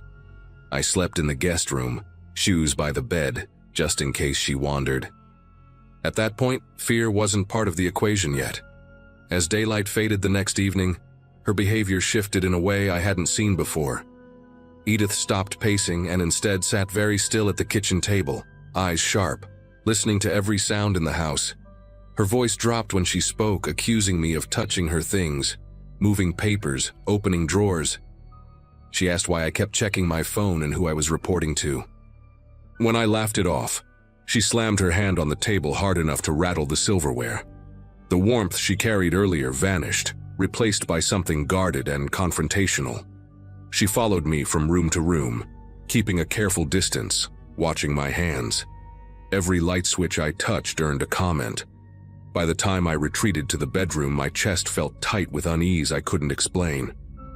That night unfolded slowly, stretched thin by the silence of the house. The door to the guest room closed with a soft click that didn't sound like it came from my side. A moment later, metal scraped against metal, deliberate and controlled. Edith's voice came through the door, calm and steady, explaining that she needed to lock it from the outside. She said she couldn't risk letting it move freely once the house settled. I asked what she meant, keeping my voice low so I wouldn't escalate things. She told me I knew exactly what she meant and accused me of pretending. Her footsteps moved away, followed by the sound of another lock turning somewhere down the hall. Sleep never came. I sat on the bed, listening to the house breathe, counting every creak. Morning light spilled into the room through the blinds, ordinary and cruel in how normal it felt. The door opened easily when I tried it, though the frame was gouged with fresh scratches around the lock plate. The metal looked bent, stressed, as if someone had fought it from the outside. Edith stood in the kitchen humming, cheerful, asking why I looked so tired. She remembered nothing about the night, nothing about the locks, nothing about it. When I showed her the damage, she frowned like she'd never seen that door before. The house felt empty in a way I can't fully explain, like something had left quietly before dawn. I packed my bag before lunch, promising to come back soon, knowing I wouldn't sleep another night under that roof. Driving away didn't bring the relief I expected. The image of those scratches stayed vivid, looping in my head every time traffic slowed. By the afternoon, guilt crept in, heavy and persistent, so I returned the same day with groceries and a resolve to stay one more night. Edith greeted me warmly, apologetic for being difficult lately, though she couldn't explain what that meant. I inspected the doors again while she wasn't looking. The damaged locks were still there, deeper than I remembered, like grooves pressed with intent. I told myself stress had sharpened my imagination. As the sun dipped lower, shadows stretched across the hallway and she stopped smiling mid-sentence, eyes narrowing as if she'd heard a voice I couldn't. Dinner went untouched. She asked me to sit where she could see me. Once darkness settled, Edith's alertness returned sharper than before. She whispered instead of speaking, warning me not to move too fast, not to test her patience. Every few minutes she checked the hallway, pressing her ear to the wall, nodding as if listening to instructions. When I suggested calling my mom, her face hardened and she accused me of signaling. She blocked the kitchen doorway with a chair, explaining that pathways mattered at night. The house felt smaller with every adjustment she made, furniture dragged into odd positions, lamps unplugged. When I finally excused myself to the bedroom, she followed, standing just far enough away that I couldn't read her expression clearly. The door closed between us, and I waited for the sound I dreaded. This time the locks came quickly, firm clicks followed by the unmistakable scrape of force. Edith spoke through the door again, steady and patient, saying tonight was worse, that it was learning. She said she could hear it breathing near the vents, and that it copied footsteps when it moved. I asked her to unlock the door, trying to reason, but she only replied that love sometimes meant restraint. Something brushed the other side of the door, slow and deliberate, not heavy, but intentional enough to make my pulse race. The ceiling vent rattled once, then fell silent. I sat on the floor until my legs went numb, listening to her whisper instructions to someone who wasn't there. Morning arrived, muted and gray. Edith slept in her chair, hands folded, peaceful. She laughed when I asked about the night, insisting she'd gone to bed early. The scratches on the lock were worse, curling outward like metal peeled back with fingernails. I took photos, called my mom, and arranged for in-home care that same day.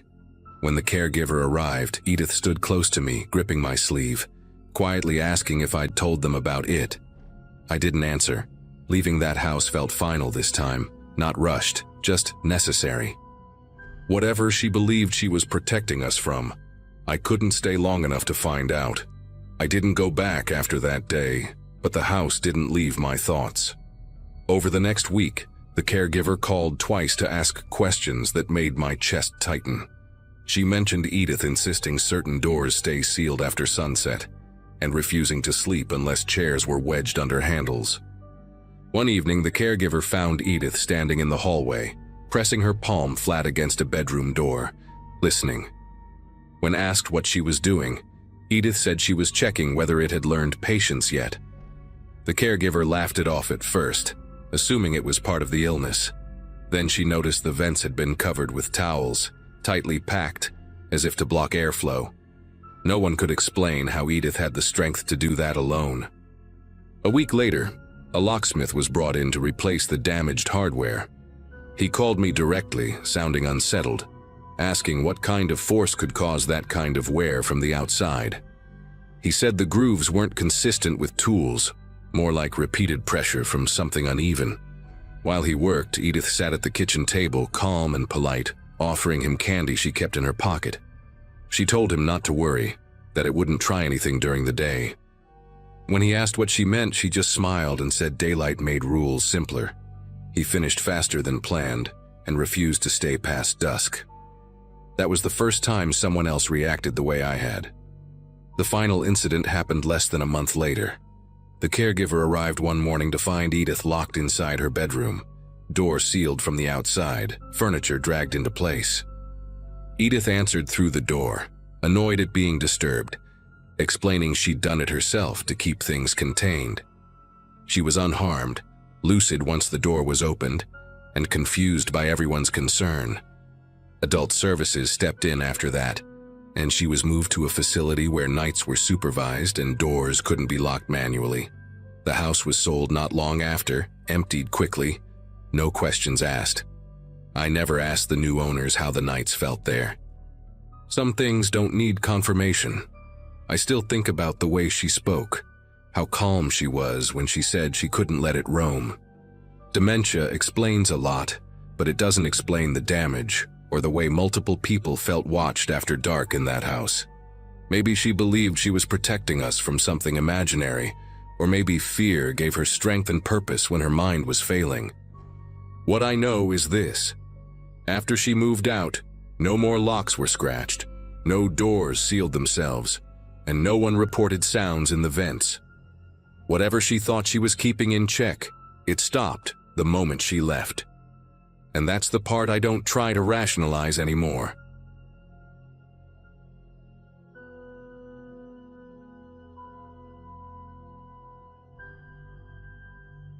People in this community usually understand why someone waits years before putting a story into words, and that's the case here too. I'm writing about something that happened during the last stretch of my childhood, in a quiet town where routines mattered more than questions. At the time, my days were split between school, a part-time job at a hardware store, and wandering the neighborhood with friends until the streetlights buzzed on. Life felt narrow but stable, the kind of rhythm you don't think will ever break. One person who fit into that rhythm was a girl named Kara, someone I'd known since elementary school. We lived 3 blocks apart, shared the same bus stop, and had the kind of friendship that didn't need constant talking. Her house always smelled faintly of boiled vegetables and old paper, a detail that stuck with me even then. None of us imagined how abruptly that familiar presence could vanish. Kara lived with her grandmother, a woman everyone called Mrs. Wilkes, who seemed ancient even back then. She moved slowly, spoke carefully, and kept her curtains drawn tight no matter the time of day. Over one summer, her behavior shifted in a way that adults whispered about but never explained to us. She began repeating herself mid-sentence, snapping over tiny things like shoes left by the door, or insisting the windows stay sealed even in the heat. Kara stopped staying out late and started leaving our hangouts early, always citing rules she couldn't bend. When I visited, I noticed notes taped to the fridge listing exact meal times and portions, written in shaky ink. The house felt tense, like it was holding its breath. Still, nobody called it dangerous, just sad or confusing. As months passed, Kara changed too, in subtler ways that were easy to miss if you weren't close. She started flinching when strangers walked past us on the sidewalk, tugging her sleeves down over her hands. She talked about food as if it were risky, refusing anything that hadn't been prepared a certain way. Sometimes she'd pause mid-conversation, listening for sounds no one else reacted to. When I asked what she heard, she'd shrug and change the subject. Her grandmother stopped answering the door altogether, and the mailbox filled until the metal door barely closed. Neighbors said they saw grocery deliveries left on the porch overnight. The house became a place people glanced at but avoided. Then, without warning or explanation, Kara disappeared. One day her bus seat was empty, and the next week the school office said she'd been withdrawn. Mrs. Wilkes' house went dark, the notes vanished from the windows, and a lock appeared on the outside of the gate. Adults gave rehearsed answers about family matters and told us to stop speculating. Years later, after I'd left town and built a life elsewhere, curiosity pulled me back into the story. Public records showed both Kara and her grandmother had been living in near isolation for a long time, following rigid schedules and strict rules driven by fear. Doctors later suggested untreated psychological illness, especially in the grandmother. What still unsettles me is how closely Kara's breakdown mirrored the routines she was taught, and how little anyone intervened before it was too late. After that brief look into the records, I couldn't shake the feeling that something had been quietly buried. I started reaching out to people who'd known the family back then, framing it as nostalgia rather than concern. One former neighbor remembered the exact day things finally collapsed, describing it as unusually quiet, even for that street. According to her, Mrs. Wilkes had stopped allowing any noise in the house, including the radio or television.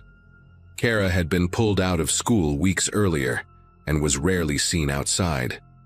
That day, a delivery driver reportedly waited on the porch for nearly an hour, knocking softly, then louder, before leaving the bags untouched.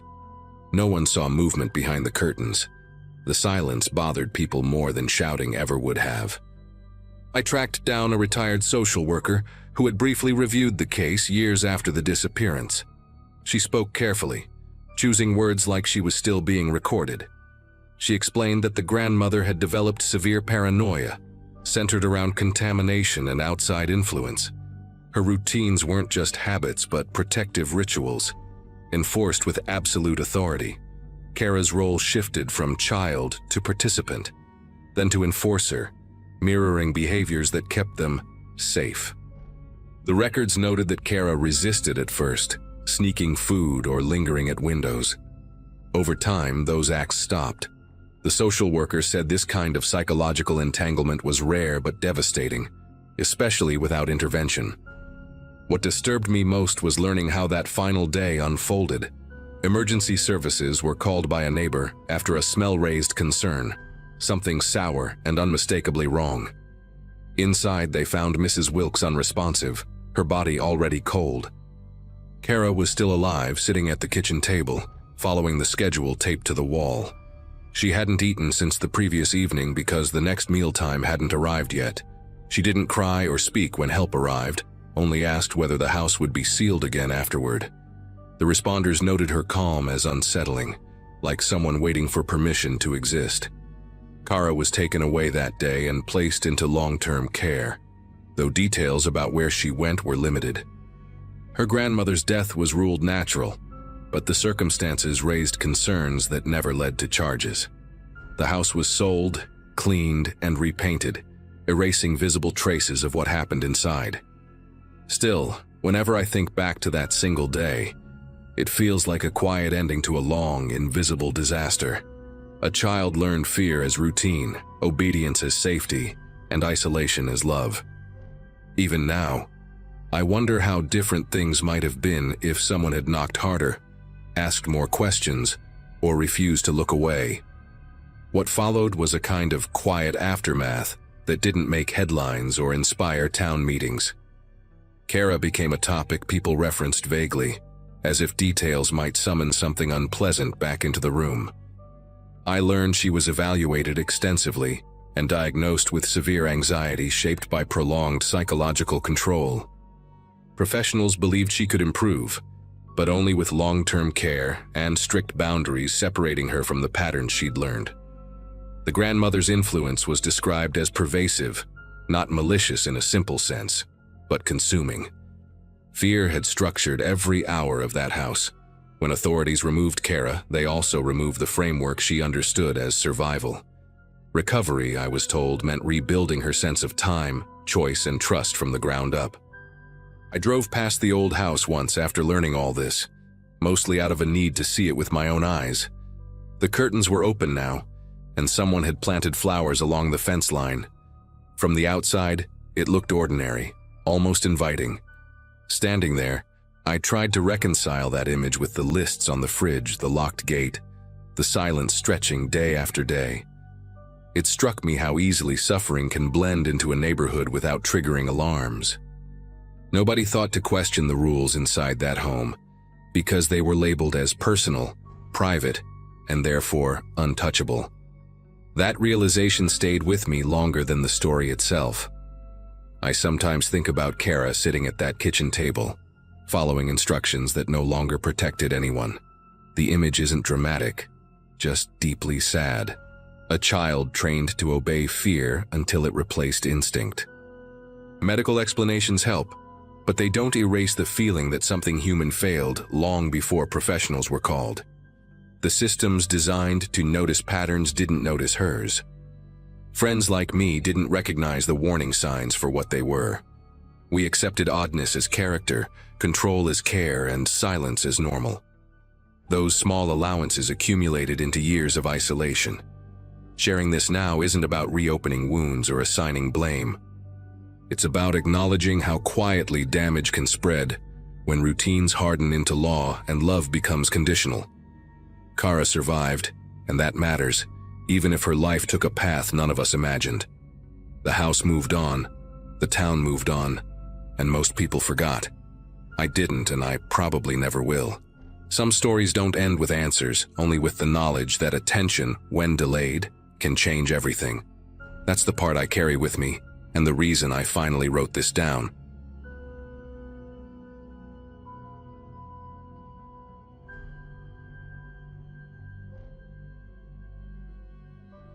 Visiting my grandparents had always meant quiet afternoons and predictable routines, but this trip felt different from the moment I passed through the stone gates of their retirement community. They had moved there less than a year earlier, drawn by glossy brochures promising longevity, comfort, and next-level wellness. The place looked more like a luxury resort than a senior complex. All glass facades, manicured hedges, and staff dressed in spotless white uniforms. Everyone I saw walking the paths looked unsettlingly healthy, with straight posture, bright eyes, and skin that didn't match their age. It was impressive at first, almost comforting, like proof that my grandparents were in good hands. Still, something about the silence bothered me, the way conversations stopped when staff passed by. My grandfather, Harold, hugged me tightly but didn't linger, glancing toward the main building as if he were being timed. My grandmother, June, smiled a lot, but it felt rehearsed, like a habit she couldn't turn off. That first evening, I chalked it up to adjusting to a new environment and told myself I was overthinking things. Staying in their guest suite came with a stack of printed rules left neatly on the table, heavier than what you'd expect for a simple visit. Visiting hours were strict, meals were mandatory at assigned times, and certain hallways were clearly marked as off-limits. One rule stood out more than the rest, stating that guests were not permitted to interfere with any medical or wellness-related activities. I asked June about it casually, trying to sound curious instead of concerned. She deflected immediately, talking instead about how good the food was and how much better she slept now. Harold barely spoke, nodding along but keeping his eyes fixed on his plate. Later that night, I noticed security cameras in the hallways, far more than seemed reasonable for a place like this. Even the elevators required keycards, and residents were escorted during certain hours. It didn't feel like protection, it felt like supervision. The next morning, I followed my grandparents to what they called a wellness session, expecting something like physical therapy or yoga. Instead, they were separated at a set of double doors labeled with a clinical code instead of a name. Guests weren't allowed inside, so I waited nearby, pretending to scroll on my phone while listening. From behind the doors came low humming sounds, mechanical and steady, mixed with voices giving calm instructions. Residents went in relaxed and talkative, but when they came back out, their expressions were blank, their movements precise, almost synchronized. One woman passed me, her pupils oddly dilated, her smile fixed as if she'd forgotten why she was smiling. A staff member noticed me watching and gently repositioned himself between me and the doorway without saying a word. The message was clear enough without language. When my grandparents returned, they claimed everything was fine, but neither could explain what the procedure actually involved. As the day went on, small details started piling up in ways I couldn't ignore anymore. I overheard two residents whispering near the garden, one asking the other how many cycles they had left. In the common lounge, a television looped promotional videos about vitality and extended lifespan, always cutting away before explaining how it was achieved. I noticed locked doors marked as medical storage, each with biometric scanners instead of simple locks. During lunch, June repeated the same story twice, word for word, unaware she'd already told it. Harold's hands rested perfectly still on the table, not even trembling when he lifted his glass. When I asked about friends they'd made there, they struggled to name anyone who had moved out or passed away. That was when it hit me that no one ever seemed to leave this place. Not really. That afternoon, curiosity pushed past politeness, and I took a longer walk alone through the community while my grandparents rested. Behind the main recreational wing, a service corridor branched off toward a low building with frosted windows and no signage. A faint antiseptic smell hung in the air, sharp enough to sting the nose. Two residents in identical robes waited on a bench nearby, wrists marked with thin, red impressions like tight bands had been removed recently. One of them noticed me looking and quietly warned me not to ask questions if I planned on enjoying my stay. Before I could respond, a staff member appeared and guided them inside, locking the door behind them with a keypad. The hallway lights dimmed slightly after they entered, as if conserving energy or hiding activity. Standing there alone, the place no longer felt luxurious, just controlled and carefully sealed. Dinner that evening was quieter than the night before, and the dining hall buzzed with an artificial cheer that felt forced. Conversations revolved around improvements, clearer thinking, stronger joints, better memory, all spoken in the same calm cadence. Harold mentioned a new treatment he'd been approved for, something that required a small contribution, though he couldn't explain what that meant. June squeezed his arm gently when he spoke, her eyes darting toward a nearby staff member before returning to her plate. Later, back in the suite, I pressed them harder than I had before, asking what they'd signed when they moved in. They admitted there were contracts, dense ones, outlining long-term care agreements and consent for experimental wellness programs. The word experimental sat between us, heavy and unresolved. Neither of them could say exactly what they'd agreed to in exchange for staying there. Night settled in, and sleep didn't come easily, so I listened to the building around me. Somewhere below, machinery ran in steady intervals, not loud enough to identify but persistent enough to notice. Footsteps echoed in the corridor at regular times, followed by soft knocks and doors opening without conversation. From my window, I could see a small group of residents being escorted across the courtyard, robes pulled tight, faces expressionless under the dim lights. No one resisted, no one questioned where they were going. A realization started forming, uncomfortable and slow, that this place thrived on compliance more than care. Longevity wasn't being offered freely. It was being traded for something unspoken. Lying there, staring at the ceiling, the idea that my grandparents were part of a system feeding on fear of aging refused to leave my mind.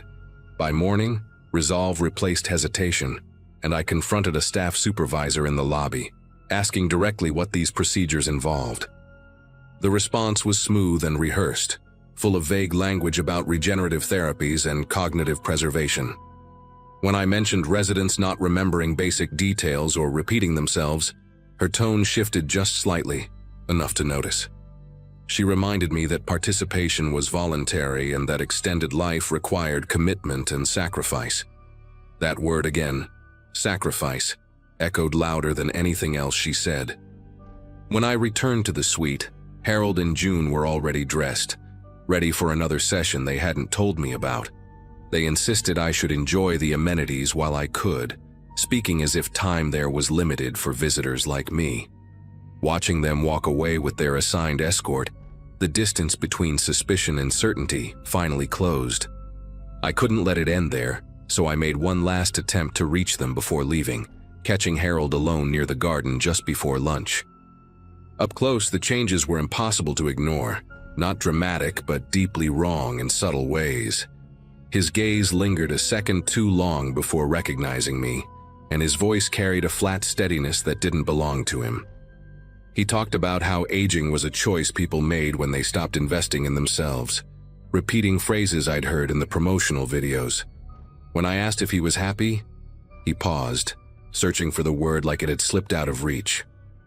June appeared beside him, guiding him away gently, thanking me for visiting with a politeness that felt practiced. Watching them walk off together, I understood they weren't just residents anymore. They were assets in a system built to harvest hope and obedience. Before leaving, I stopped by the front desk to formally check out, hoping someone might slip and say something real. Instead, I was handed a pamphlet about future enrollment opportunities and told visitors often reconsider once they see the benefits firsthand. The implication wasn't subtle, and it left a sour weight in my chest. As I waited for my ride beyond the gates, another group of new arrivals rolled in, laughing, impressed, carrying suitcases full of trust. The staff welcomed them warmly, already easing them into the rhythm of rules and reassurances. I wanted to warn them, to say something, anything, but every part of the place seemed designed to smother doubt before it could take root. Leaving felt less like a goodbye and more like an escape. Once home, I tried to convince myself that reporting the place would change something, but every attempt hit a wall of legality and consent forms. Everything had been signed, approved, sanitized by language that hid consequences behind promises. My grandparents stopped answering calls after a while, and when they did respond, their messages were short and oddly formal.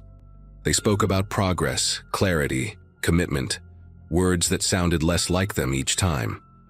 Months later, I received a letter informing me that visits were no longer recommended for the sake of their continued wellness. No explanation, just a polite closing statement and a signature from someone I'd never met. It felt like being quietly written out of their lives. What stays with me now isn't just fear, but the understanding of how easily people can be guided when the alternative is decline and loss.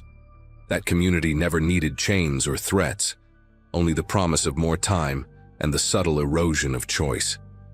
I still think about Harold's pause when I asked if he was happy, that brief gap where the truth almost surfaced. Whatever they're doing there works, at least on the surface, and that's the most disturbing part. The residents look alive, vibrant even, but something essential has been traded away. I don't know if my grandparents are still themselves anymore, only that they chose to stay, and the system made sure that choice became permanent.